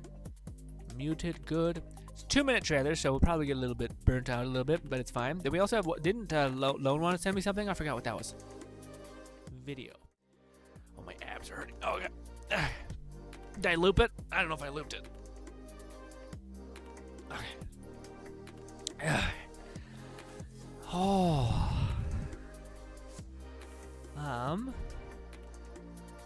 Day before the first Descendant is the MMO light shooter, as Pal World is the survival sandbox game. Okay, that might be something we gotta get in then and try. Oh, Okay, so now you did say you loved that RTX type game, huh? I might have to look up some. Send me some gameplay of it so I can get a better sense for it. Like Discord message me some gameplay so I can be like, okay, like an actual dude reacting and explaining it some of it because I don't even know what it is. The trailer was not very helpful. Besides it just being like, this looks like it's a game that's everything. Oh, sorry, my face. Both are great examples of toss all these successful ideas into a blender and see if it worked. I don't know, man. I feel like Power was much more of a game that, to me, like it just felt like it was built off of the ideas of you having summons, and then it just kept applying all that to that. So like to me, I feel like Power was much more. I think eventually like Power did a thing where it's like, okay, now that we have this foundation of like these companions that just do a ton of shit for you, let's build that out. Let's build it. Okay, now you have a base. Okay, now you can go capture these bosses. Because like if you think about it, it does feel like the core concept is the strongest, which is like just your pals doing shit constantly. And then like the towers, completely unconnected to anything. You know, like the towers, you just go to the towers, you beat the boss, and you're good. You just run it. You know. Lone says, cook question mark. What cook was done? They just served you a raw food at that point, and they were like, there was no game. Yeah. Well, there was. Yeah. This is a good point. It's not even that we let them cook and they didn't cook at all. Actually. Anime says, I love the intermission window. Kind of trippy, not gonna. Yeah, I know. I like it too. I like it. It's that nice trippy. It's not the like, oh fuck, I'm holding on to dear life and you're panicking. It's like, ooh, this is fun. Not like a, oh shit, I'm seeing demons in a minute. Lone says, I sent you the waifu cups. That's what it is. We gotta look at these waifu cups.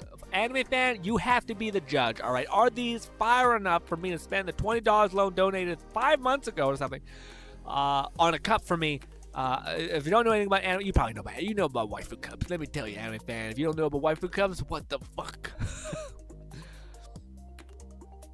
Fluff says, I figured it would be too difficult. It won't be too difficult if you do start. Yeah, I get. To me, it's just one of those things where like it just feels bad. You know what I mean?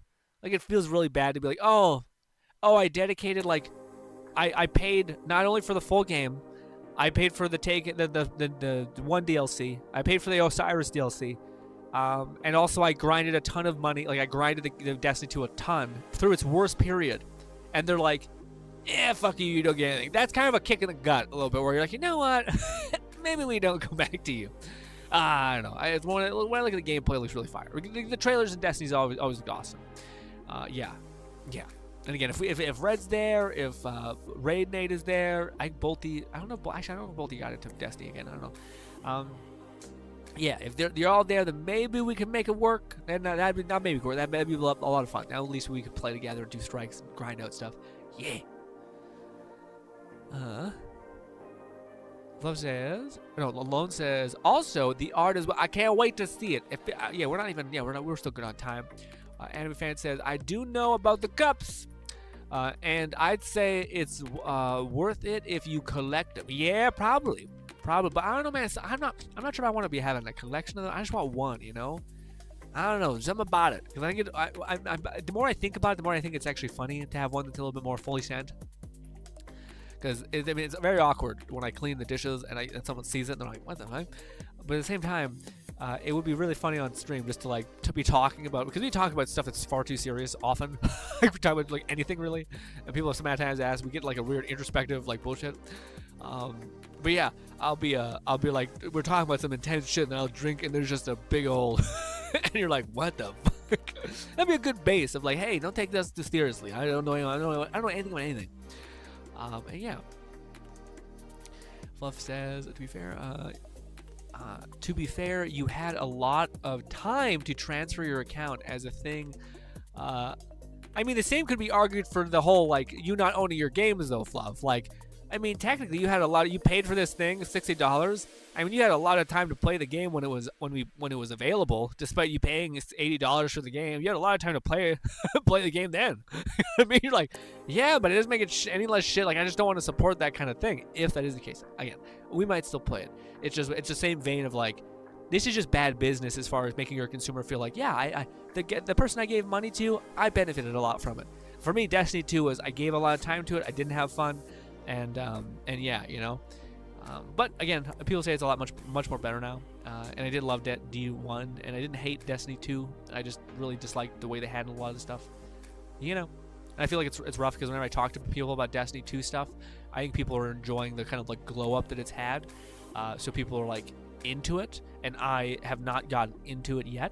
And all I remember is the shittiness that there's when I left, essentially.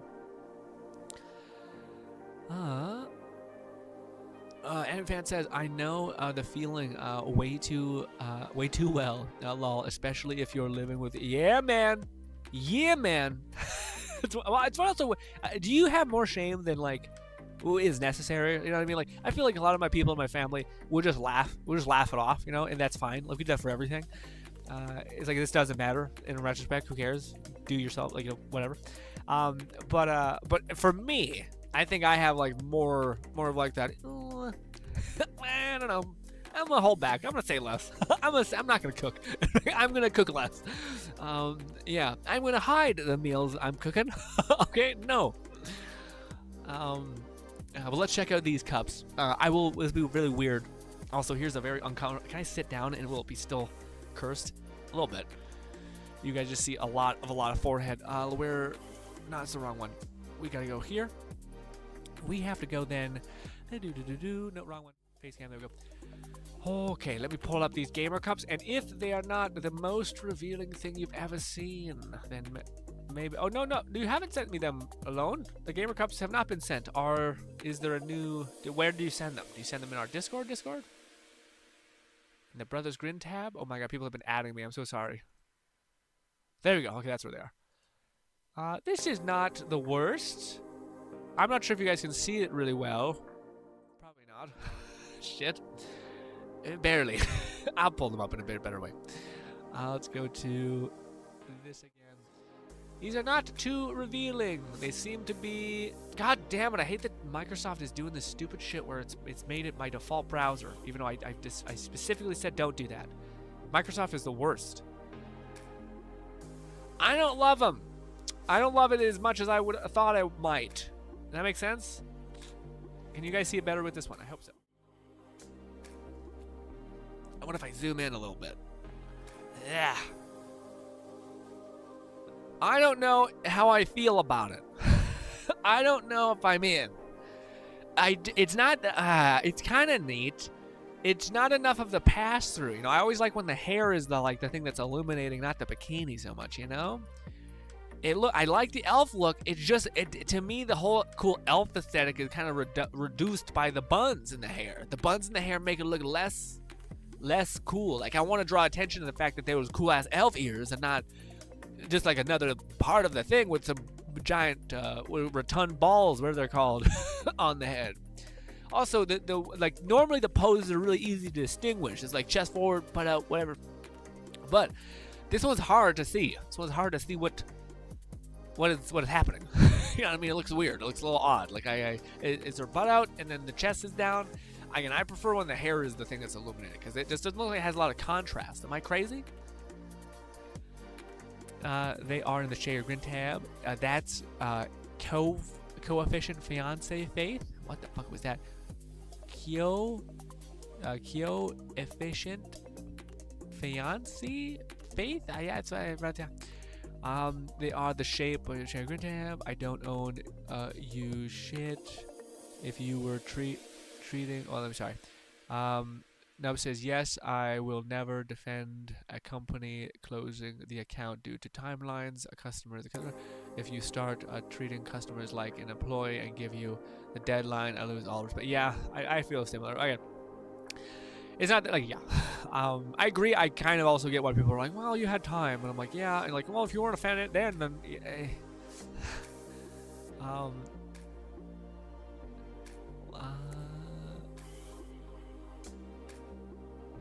Bolty says, "Oh, she has elf ears." Yeah, right. To me, I would, yeah, like I kind of prefer one or the other. The bulb, whatever this is called. I can't think of what it's called. Like the little cute hairstyle. It's like little tiny orbs, essentially. Those are like a weird flex on like pigtails. You know what I mean? Where they're like, nah, how about I do more? Fluff says he's a little puppet doll in the corner. Oh, I see. Oh, I see. Is that what that is? Ew. That's ew. I don't know if I love that. And then this is the other one.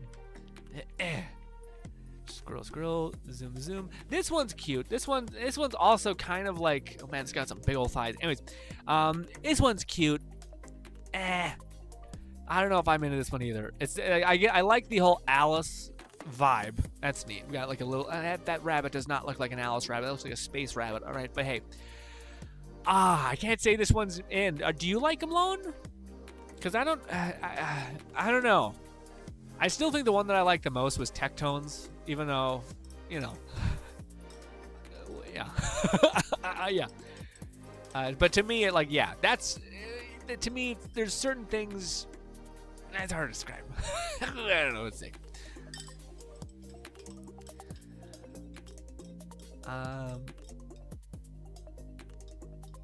Nub says you need to get sponsored by GamerSubs and make a flavor mug with a mug. Yeah, no, hell no, I can't do that. First of all, that's insane. I know a guy who has he's one of the biggest biggest people in, one of the biggest people in VR right now, and it's pretty big.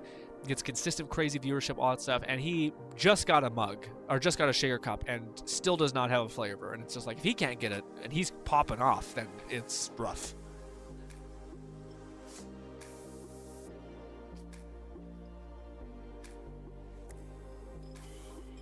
Ooh. I also think that people like Shy Lily just fit so well as far as marketing a product goes, because they're streaming for 8 hours a day to a bunch of people, and usually they're random because they're constantly at the highest point in the directory. And also, there's constantly usually a thing on screen that's skating around being like, hey, this flavor exists. This flavor exists. You should try it. This flavor exists. You should try it. There's a discount. You should try it.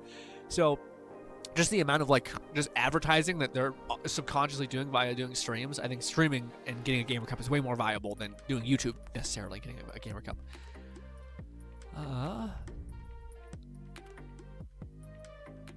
It is literally what she requested when Ko told her that he was getting his cup design. Coefficiency is a streamer that has fallen deep into the VTuber rabbit hole. When GamerSubs told him he's earned a critter cup, he put his future wife on. Oh, that's so cute. Okay, that's really wholesome. That's amazing.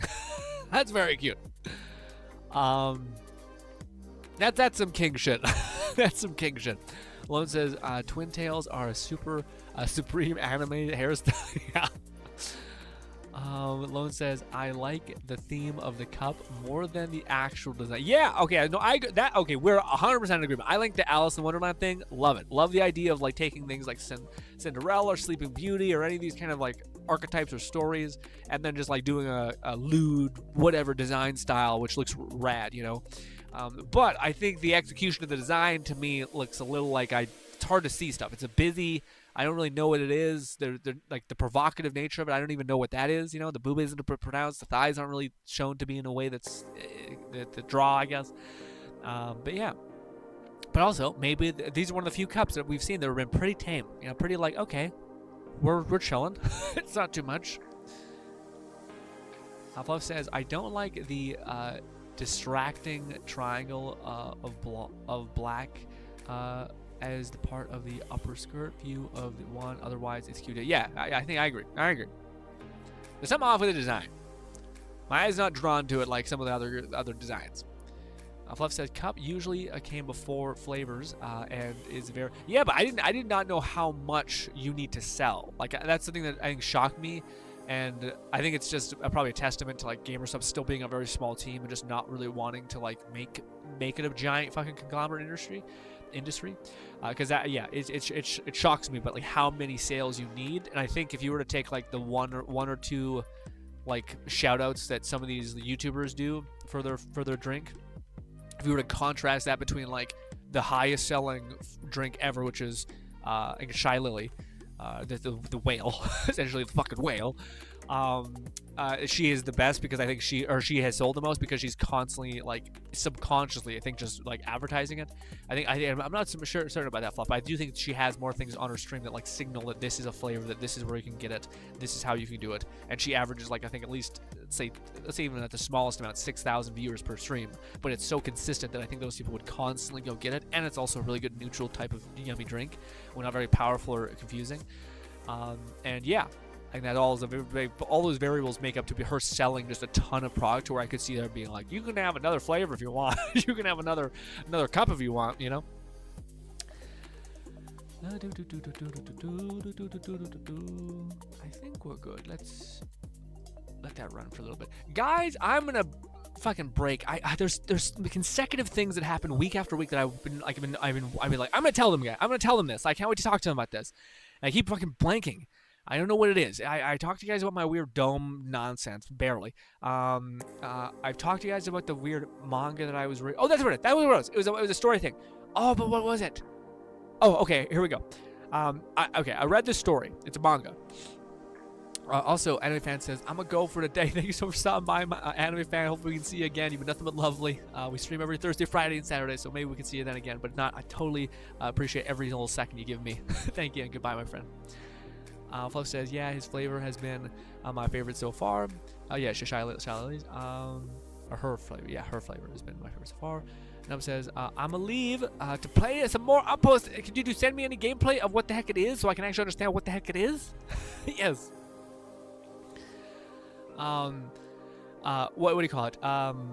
Okay, so here's the story of this manga. I think it's pretty interesting. But it has a lot of like, to me it's a story, and the reason why I want to talk to you guys about it is because it's one of those stories that to me is so close to being very kind of mediocre, but the way they add stuff makes it so much more interesting. So one of the way the story works is kind of the first part of it's pretty boring. Dude basically gets isekai into a fantasy world, yada yada yada. Before he gets isekai, he was actually a streamer, like a live streamer, live streamer in specifically Korea. So he gets isekai'd. He basically gets like unlimited power. Like one of the things that's constantly a trope is like, you have unlimited mana, just go live your life in this world, you'll be fine. So he has unlimited mana. So he ends up basically growing up, finding out that he has all this power, this mana, etc. And he finds out that in this world of fantasy, everyone has a device. It's basically like a little MP3 player looking thing, right?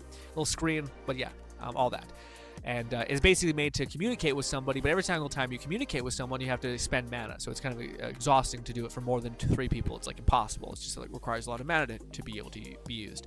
So the premise is that this guy basically grows up and he's pretty good. He's taken care of. He's got enough money. And one of his biggest passion in his previous life was live streaming, just entertaining a bunch of people and like completely melting together as a community and like creating fun things to do with one another, all that stuff. So he ends up being like, oh shit, I have endless mana. Why don't I just like create like a server thing to where I can ping to everyone in like a certain radius.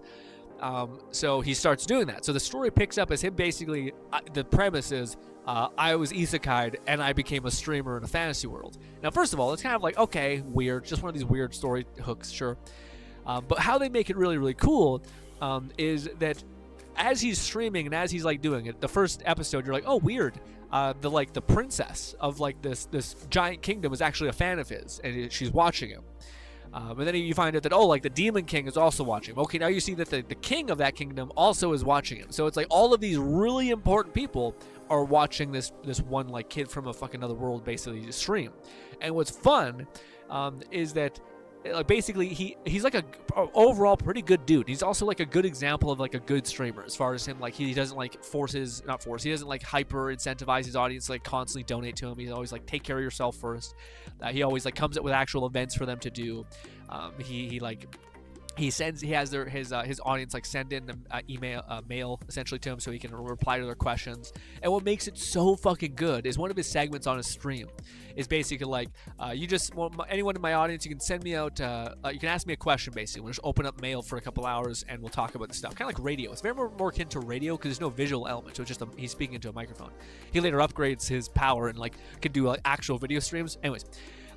But he ends up streaming, and he gets all these questions. But what makes the show so good, this is one of like its first pillars that's so goddamn good. So all of that premise is kind of neat, but like if you're not into streaming, I totally get how it could not be your cup of tea. But how they pull it home is one of the people that calls in and asks a question to him it basically says this. He's like, dude, man, we just got rid of this fucking piece of shit healer who's been on our team for like 5 years. He isn't fucking doing anything. We got rid of him.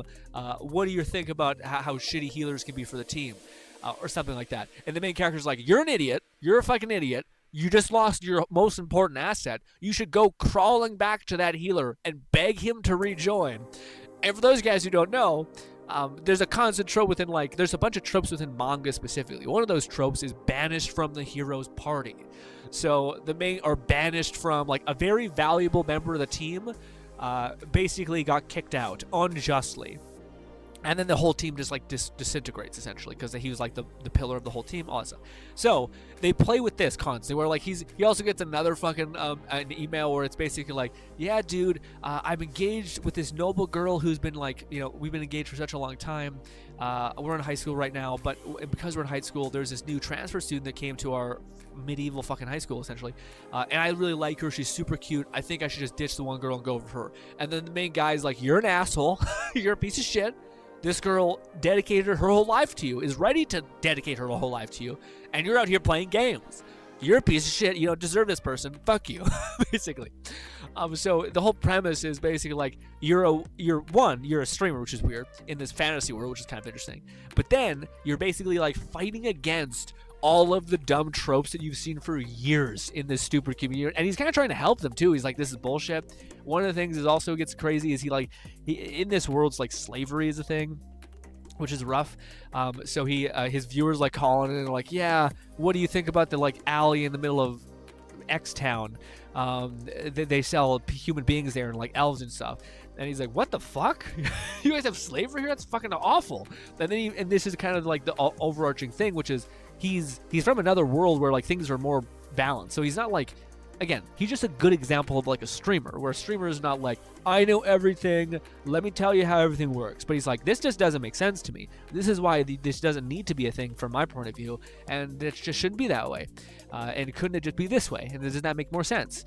And basically he's pinging to like all of these people in the kingdom essentially. So they're all like slowly starting to like get back and like he's like worm tonguing them to be not shitty people, and he has like he doesn't even know that like the king's listening to him and the fucking demon king's listening to him, and they all love him. So that's the other pillar. So the pillar is streamer in the fantasy world, kind of interesting. The other pillar is that they bring up issues that are relevant to all fantasy stories that you've ever heard of, about like slavery or whatnot, discrimination. They even do something that's crazy where they talk about like prostitution and how like most people, especially in the medieval times, looked at prostitution as like disgusting cretins, like not even human beings, prostitutes. They thought they were like trash and that they're like insects and stuff like that. So the main character basically just on his stream, it's actually a really touching moment. It made me tear up a little bit actually, I'm gonna be honest. There's a moment where like a person who came from a poverty life, she was a kid who was starving essentially. She later had to get into this industry in like the dark market just to be able to survive, and yet everyone in this capital city is just like a monster. They think of themselves as like disgusting, lesser than people, all that kind of stuff, even though a lot of them are in that industry or in prostitution or whatever because they have to be, because they're starving to death. They can't actually do anything. So they get like shit on their whole life, and then the author does a really good job of like showing you a moment where like they are getting discriminated against, and it's just mean because they're overall like really good people, like they would help people, etc. They just happen to have this line of work. Anyways, but then there's a moment where like the person asks him on stream about like this question, and all their hearts like basically drop because of course all of these like everyone like loves to stream. It's the whole premise, like and it makes sense because if you're in like a fucking fantasy world where there's like nothing to do, of course this would be like your main source of entertainment, especially if some random person just flipped it into existence and like pinged onto your smartphone. Anyways, So they ask him this question about like, is prostitution okay? And they're disgusting, they're gross. How much? Why don't you think they're gross? All that stuff. And he basically says like, this is bullshit. You're not considering the fact that you have no idea how they got into this line of work if they had to do what they had to do to survive. And secondly, this is no different than another person basically being in like UFC, being in the business of beating the shit out of each other, or like being a soldier and being employed to kill each other or kill somebody or fight against somebody. It's no different than somebody making a product like sugar or something, and that having an effect of like killing somebody. So like, or having a person of like hurting somebody essentially. So like, we all just do jobs, and that shouldn't necessarily be something that you look down on. You can say that it's not for me and I don't want to be a part of that or something like that, but you shouldn't be telling someone that they're a garbage person for having just partaken in something that you don't even know why they're into it or doing it. So on and so forth. So he ends up saying that, and it's a really touching moment because it's like all of them were expecting him to be just like everyone else who's a piece of shit, and he's like, no, this is wrong. And it's funny because this is what they kind of also hint at, is that like he's like a world shaper essentially. So when he brings up something like that, when he talks about something, and he's not like campaigning that like this is the right thing to do, he just points out like all of these other perspectives and variables that are very important. That matter, and he's kind of like, and then everyone's kind of like, oh yeah, that makes sense. And then everyone like over time, like in the next 2 months after he had this talk, everyone just starts actually being really open and nice to the whole prostitution thing, and everything gets more clean and more nice, and no one's judging it too harshly anymore, and it's fine. He just cleans up the whole like thing just by one question on his stream pops off, and it kind of makes sense too in a world where like there's just the distribution of knowledge is so low, because there's no mass transfer like that. So he's basically used as like this kind of a building block of giving out information. Anyways, so those were two. One is the fact that he's a streamer in a fantasy world, just kind of fun. The second is that it's messing around with like actual tropes with an anime, as well as like just, you know, insightful knowledge about why you shouldn't do what you're gonna do. But that wouldn't be what sells. So the other thing that this story does, and this is why I want to talk to you guys about it, in a fantasy, this is like the name of the story as well. So this is like the biggest building block of this crazy story that exists. The premise is that, yeah, you're streaming in a world, and you're like basically the only streamer, and not only that, but you're really good at it. So people really like enjoy spending time with you. They put you on when they're doing any sort of like yard work or something. What are the odds that you get some crazy people who are listening to you, and you get some specifically really hyper infatuated women listening to you? Yes. So the premise of this whole story is I got reincarnated and I became a streamer, and I also have yandere women trying to kill me. This is a yandere story, by the way. I didn't mention this. I mentioned this at the beginning, where like you find out that there's like the queen, or not the queen, sorry, the princess of the kingdom is like a big fan. Well, I said big fan. She's a freak. She's a whole ass freak. Actually, she's like. Arthur does such a good job about like just the drawing of like a total, like takes all these like really prissy, kind, super happy women, and then just turns them into freaks. Total freaks that are like, his voice is so good. And they're just losing it, and it's just brutal. But anyways, so that's one, and so there's like 4 heroines, because of course it's a harem anime thing. So he has 4 people. One of them is the princess. Another one is like a super assassin female who's called the Crow, who's like just a full-bore murderer essentially. And she's infatuated with him. And then you have another one who is the demon, the like, legit demon queen, the main like big bad in the world. There's another thing he also says. He basically talks about how, you know, human beings and demon should get together, like calm down and stop fighting each other. And he makes a bunch of good arguments for why this doesn't make sense. And then the next day, the demon queen like goes to the human world and says like, we're stopping fighting right now. I don't want to do it anymore. It makes a lot of sense. We're stopping. And then they just stop. And now they're like peace talks and all that shit. But anyways, she becomes hyper infatuated with him, and it basically shows the journey of how, which is I think is really strong. Like, and we talked about it, like I talked alone about the weird anime he sent me, or manga he sent me last week. What do you call it? There's a reason why it makes sense. It's like they do a good job at like making these absurd ideas actually resonate, and like, oh, I see how this could happen. So one of the things he shows, like the princess was basically confused. She seen that like, slavery was happening and all that stuff, and she's like, this is wrong, this doesn't feel right. And then her butler basically gives her one of these like little phones that everyone has, and she's like, the guy, I've heard similar ideas on this radio thing from this guy. They call him streamer. So then she ends up listening to him, and she basically says like, yeah, this is wrong. I can't believe this exists. You know, what do you call it? Because she asks him a question like, what do you think I should do about this? And then he replies, and then she, of course, he ends it basically being like, you're definitely not Princess 486. You're definitely not a princess. But if you were, you would have the power to do something about it, to stop this like thing, this act. And of course, she gets to work. She's fucking juiced up, so she goes to her father, gets everything done, and she purges slavery. And then she starts looking at him like he's the guy who like helped me have the courage to do this stuff. Oh my god! So it does such a good job at world building. But then you go through and see like all of the other characters like start their journey of like, hey, this is kind of just nice to have in the background. You know, like I just enjoy having this streamer person who's just wholesome in the background. It's nice. And then she's like, I'm gonna have my meal at my desk because I'm not finished working. This is the Demon Queen. She's like doing her work at her big ass desk. She has like a little monitor here, and she's listening, but what do you call it? She starts eating, and then he like asks a question to his chat essentially, and she like responds in real time, and then she's like, why the fuck did I do that? It's so stupid. It's dumb. Well, you can't even hear me. And then more time goes by, and then you could see that it starts becoming a part of like her life essentially, just having this fun entertainment value or fun entertainment thing right beside her when she's sleeping, right beside her, all that stuff. It's funny because I've totally been that way. Everyone's gone through a period of like where this community and this growth etc becomes a part of your like day to day. They go a little ham. This is what the kind of author starts revving up, which is like, not only are you watching every meal with them, you're spending like every waking moment with them, basically. Your like followers are like, this is a little much, and then it full blown goes into like an obsession where like, I gotta do all this stuff.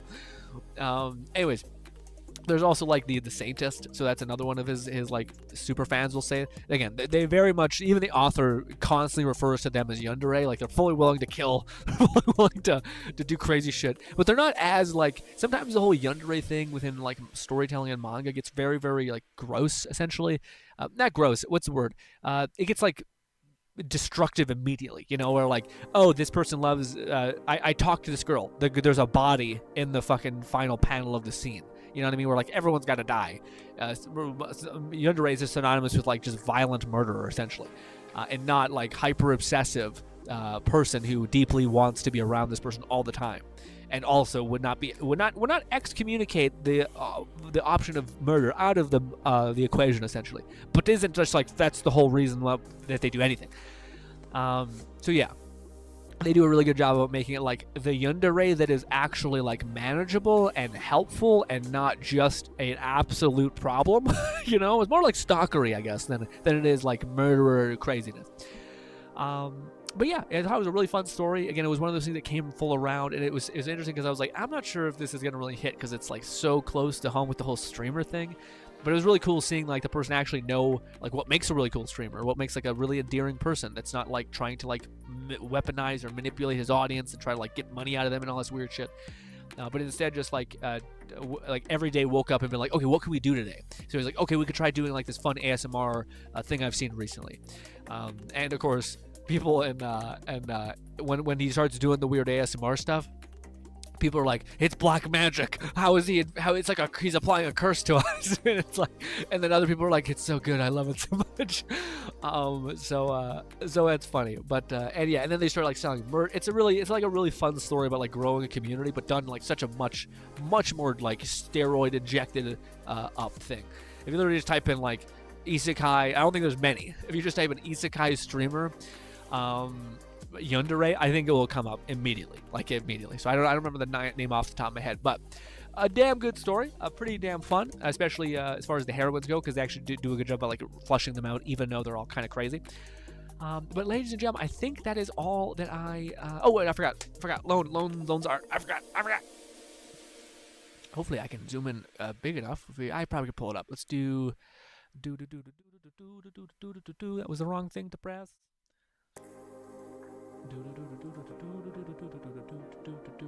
Art.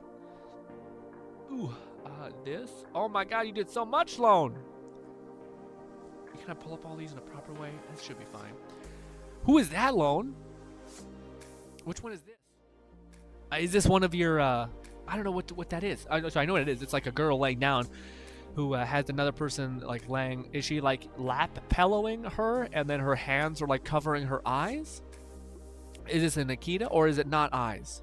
Or sorry, is it like a what is it called, a garland or something like that thing that covers her eyes? Regardless, it looks beautiful. I like it a lot. I think the shoulder proportions look perfectly symmetrical. I think you fucking popped off when it comes to the detail of the hair. You also chose like a hairstyle that seems like it's a complicated as shit to draw. Like it's like a big ass fucking blowout essentially when she's laying down, which looks rad. And yeah, what do you call that? I like the little gem. The necklace looks cool. Yeah, Lone, this is insane. This is a much better improvement. Again, the only thing that stands out to me in a little strange way is the neck is a little thin and what do you call it, tall, but that also could just be the nature of like anime drawing. Like this is, if this is what the stylization of this character, then that's what it is, like actually what the character is. That makes sense. But that's the only thing I can pick out that to me looked like, if you really look, stands out. But also I get it because there's like this floral thing, so I think maybe you don't want it to be too poofy, so maybe that was actually like the right choice. What is that bit? Okay, so she's got little metal tassels in the hair. That's awesome. I'm wondering what this is. I know I can distinguish the hands, but I just don't know what is she like sitting on the, it feels like there's like a person that she's laying in the lap and then she's like closing her eyes. Is that right? Rack is stacked. For which one? Is there another one? Is there another one? This is Fan San from Honkai Star Rail. Okay. RAM is stacked. Was oh RAM? RAM? What do you mean? Is this it? Oh, I did. I'm not sure if this is the one, but this one also looks quite good. What do you call it? Yeah, it's so funny. It's so funny that Lone, like, you can tell what Lone has a proficiency in and has done a lot of drawing in. The shoulders and the body looks incredible. The shapeliness, the hips, all that looks perfect. The cheeks and the face and whatnot, that's where Lone is dedicated less time, it seems like, because, or maybe he just has a gift for all of the other things. Regardless, it looks great regardless. I think that's Yor, right? Or is it a different character? Maybe from Star Rail too, but it looks like very similar to Yor as well. Have a similar vibe. Okay, no, Ram is, this is what Lobility was done. Ram is absolutely stacked as well. Actually, I think you did an amazing job on the lighting, Lone, of the Morning Star, like the mace. You can distinguish where the color's hitting, unless that's not done yet, but it seems like that you're trying to show like an explosion to the right. Yeah, that's by far the best one. Like, extremely good. Yeah, the like, to me, specifically the face in regards to like the florally, what is it called, this bit, like the elbow cloth, looks good. The only thing that does seem like it, I think you're maybe trying to adjust for like the momentum of it, but it does look like the Boba is a little bit low. Like there's almost like this gap of the neck, but also she's kind of bent spinally like this, so I guess that does make sense that would be lower and the neck would be hyper elongated. So I guess that does add up. But I think the black also works so well, like it does stand out vividly, which is good. The back part I can kind of distinguish, but again, I think you're trying to do the shading thing where there's clearly like a sweet spot, like a very bright explosion to the bottom left, I guess, or something like that. But no, it looks great. This one, I think the face looks specifically like much better than all the other ones as far as face goes. Same with like the ear and like the floral hairpiece, all that stuff looks crazy. The head, it's funny because I feel like each one of these has like a focal point where like you dedicated a lot of time to, or you maybe just clicked, like everything clicked. Like the face for this one, the face and the upper body look like it clicked really good. Same thing with the mace. The other one, I feel like the body clicked really well, and the other one, I feel like the hands on the face, despite how much detail and complexity is in there, it actually worked really well. And you can distinguish what everything is.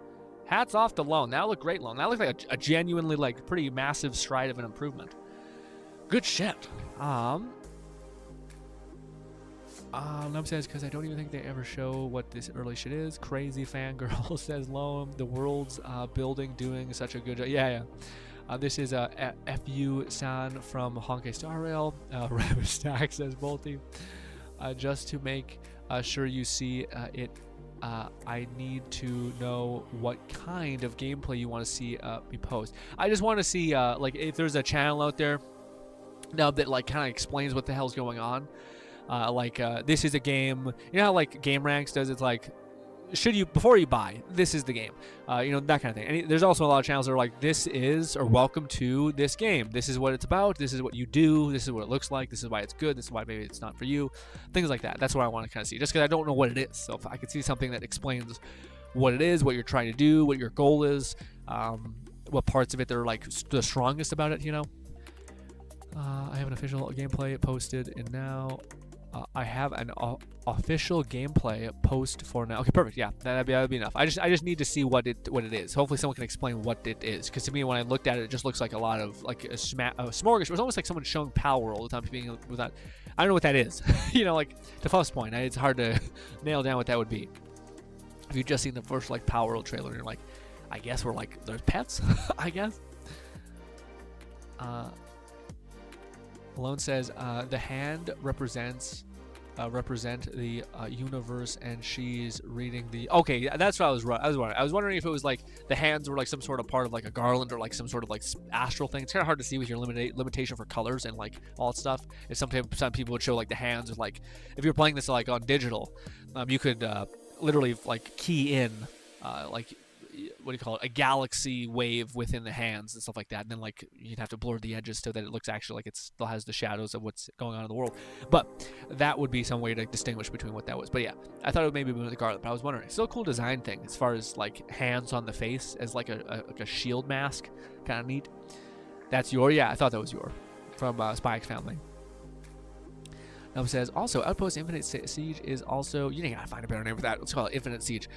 Is also a co-op multiplayer for 4 people. Ooh, that's at least interesting. Yeah. To me, I just worry that like there's no like hook that I would determine worthy to hunt. There's no mark that's worthy of hunting in that game. So like with Destiny, it's like there's loot. With Power World, there's like better. There's like getting a better pal, unlocking some better thing. In what do you call it? Dragon's Dogma, there's improving your character and doing the story. So like I don't know what the hook would be for this game. Is it like, do I get to keep my base? Does my base keep getting better over time, and I keep like making a just giant castle enclave, and I keep defending against people? Is it just pure combat and fighting? I don't know what it is. Lone says, angels can make proportions and bodies look off. I've come to learn that. Yeah. What do you call it? Angles? Yeah, that's why I could see too. Because again, you're like it's weird because I see people like it almost becomes like a puzzle of like. Theoretically, if someone were to push up like this with forward momentum slinging back, where like she's throwing a ball, theoretically gravity would push against stuff, and if her back is hyper pushed back, then that would make sense that there's a deviation, but it doesn't change the fact that we can't easily perceive that momentum because it's an image. So all we see is if a time froze. So even though it might make more sense to have the momentum and all that stuff like transfer, I still think it's better for it to be like, no, this is, just imagine if there was no gravity and then things just settled where it was normal, or if it were like she was almost like a concrete block. I feel like that might sometimes be better for at least how we perceive images. Because you don't see a lot of people use like movement lines even, even that's a rarity.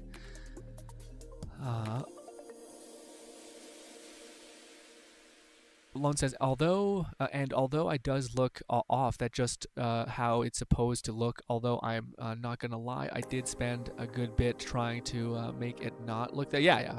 What do you call it? There's just, especially with one of those things, there's only like one thing out of each thing that was notable. But again, that's not that's not to say that like 90% of it wasn't amazing or like really good. But those are the two things that when I was looking at it, it's the things that stood out when you look at it for a little bit longer. You're like, okay, that's, if I could pick out anything, that'd be the thing that looks a little off. Just like my videos, like I'm sure you could, definitely you could pause my videos if you watched them twice. I bet you'd be like, this wasn't necessary to put in there. It's kind of boring. So everyone has those things. Alone says, but yeah, the work during the downtime, I've just been practicing. Yeah, no, it definitely shows. Remember the last thing you showed us was the one even above that. It still looked good, but this one is, especially again, the Rem's face to me looks so good. That was like a notice, because that's one thing I noticed with like something that's hard for everyone to do is faces, especially anime, because there's like subtlety. There's so much subtlety to fucking like an anime face. And a lot of times I've only ever seen it really done with like hyper colorization. That's how they kind of get the detail out of like an anime face. If you're just doing drawn, oh my god, I can't even imagine, because you only have 2 colors and like shading to do, and even that seems like it's not enough. Angles, autocorrect, yeah, I got you. Lone says, and yeah, if there was one thing I can draw good, it's a good, I was gonna say body, like even her hips and everything look like in the proper proportion, and everything was structured out really well, which is not like, as much as I do joke, it is like a thing that to me is, it's like people either have the struggle with two things. Either they're really good at like the detail work of the face, and like the design of like the neck collar and all those kinds of things, or they do much better with like overall kind of like shapes, essentially the overall curve that makes the most sense and also looks appealing, things like that. I think that's my, like, not an artist by any capacity, understanding of those things. But ladies and gentlemen, this was a fantastic stream. You guys have been spared the absolutely crippling amount of random talk about domes. All right, I held back and instead I talked to you about a fun little story about like an anime streamer. Okay, no, a streamer isekai. Okay, take a poison. That was the one I gave you today. I will try to upload a video today, although I have a lot of random stuff to do, so we will see. But there might be a video on the Mind Palace of Madness channel about Warhammer. Hopefully it turns out good. I think, well, I edited it already. Hopefully it turned out good. I think I could have done better, as always. Looking back on it, maybe we should delay it and add some of the improvements I think of, but fuck it. Sorry. But hopefully it all works out, and hopefully you guys enjoy the rest of your day. Thank you so much for your time. Hopefully I can see you again. I am off to actually enjoy this boba that my brother brought me randomly, and then text him another thank you, because that was a surprise I never asked for, and I can't believe he did it. So absolutely wild. Ladies and gentlemen, thank you so much for your time. Hope you guys enjoy the rest of your day, and goodbye, my friends. Also, I hope the audio is much better. I found like the right balance so that there's no peeking. I do think I sometimes breathe too much, like I exhale and it's just like, ugh. But anyways, ladies and gentlemen, love you. Bye.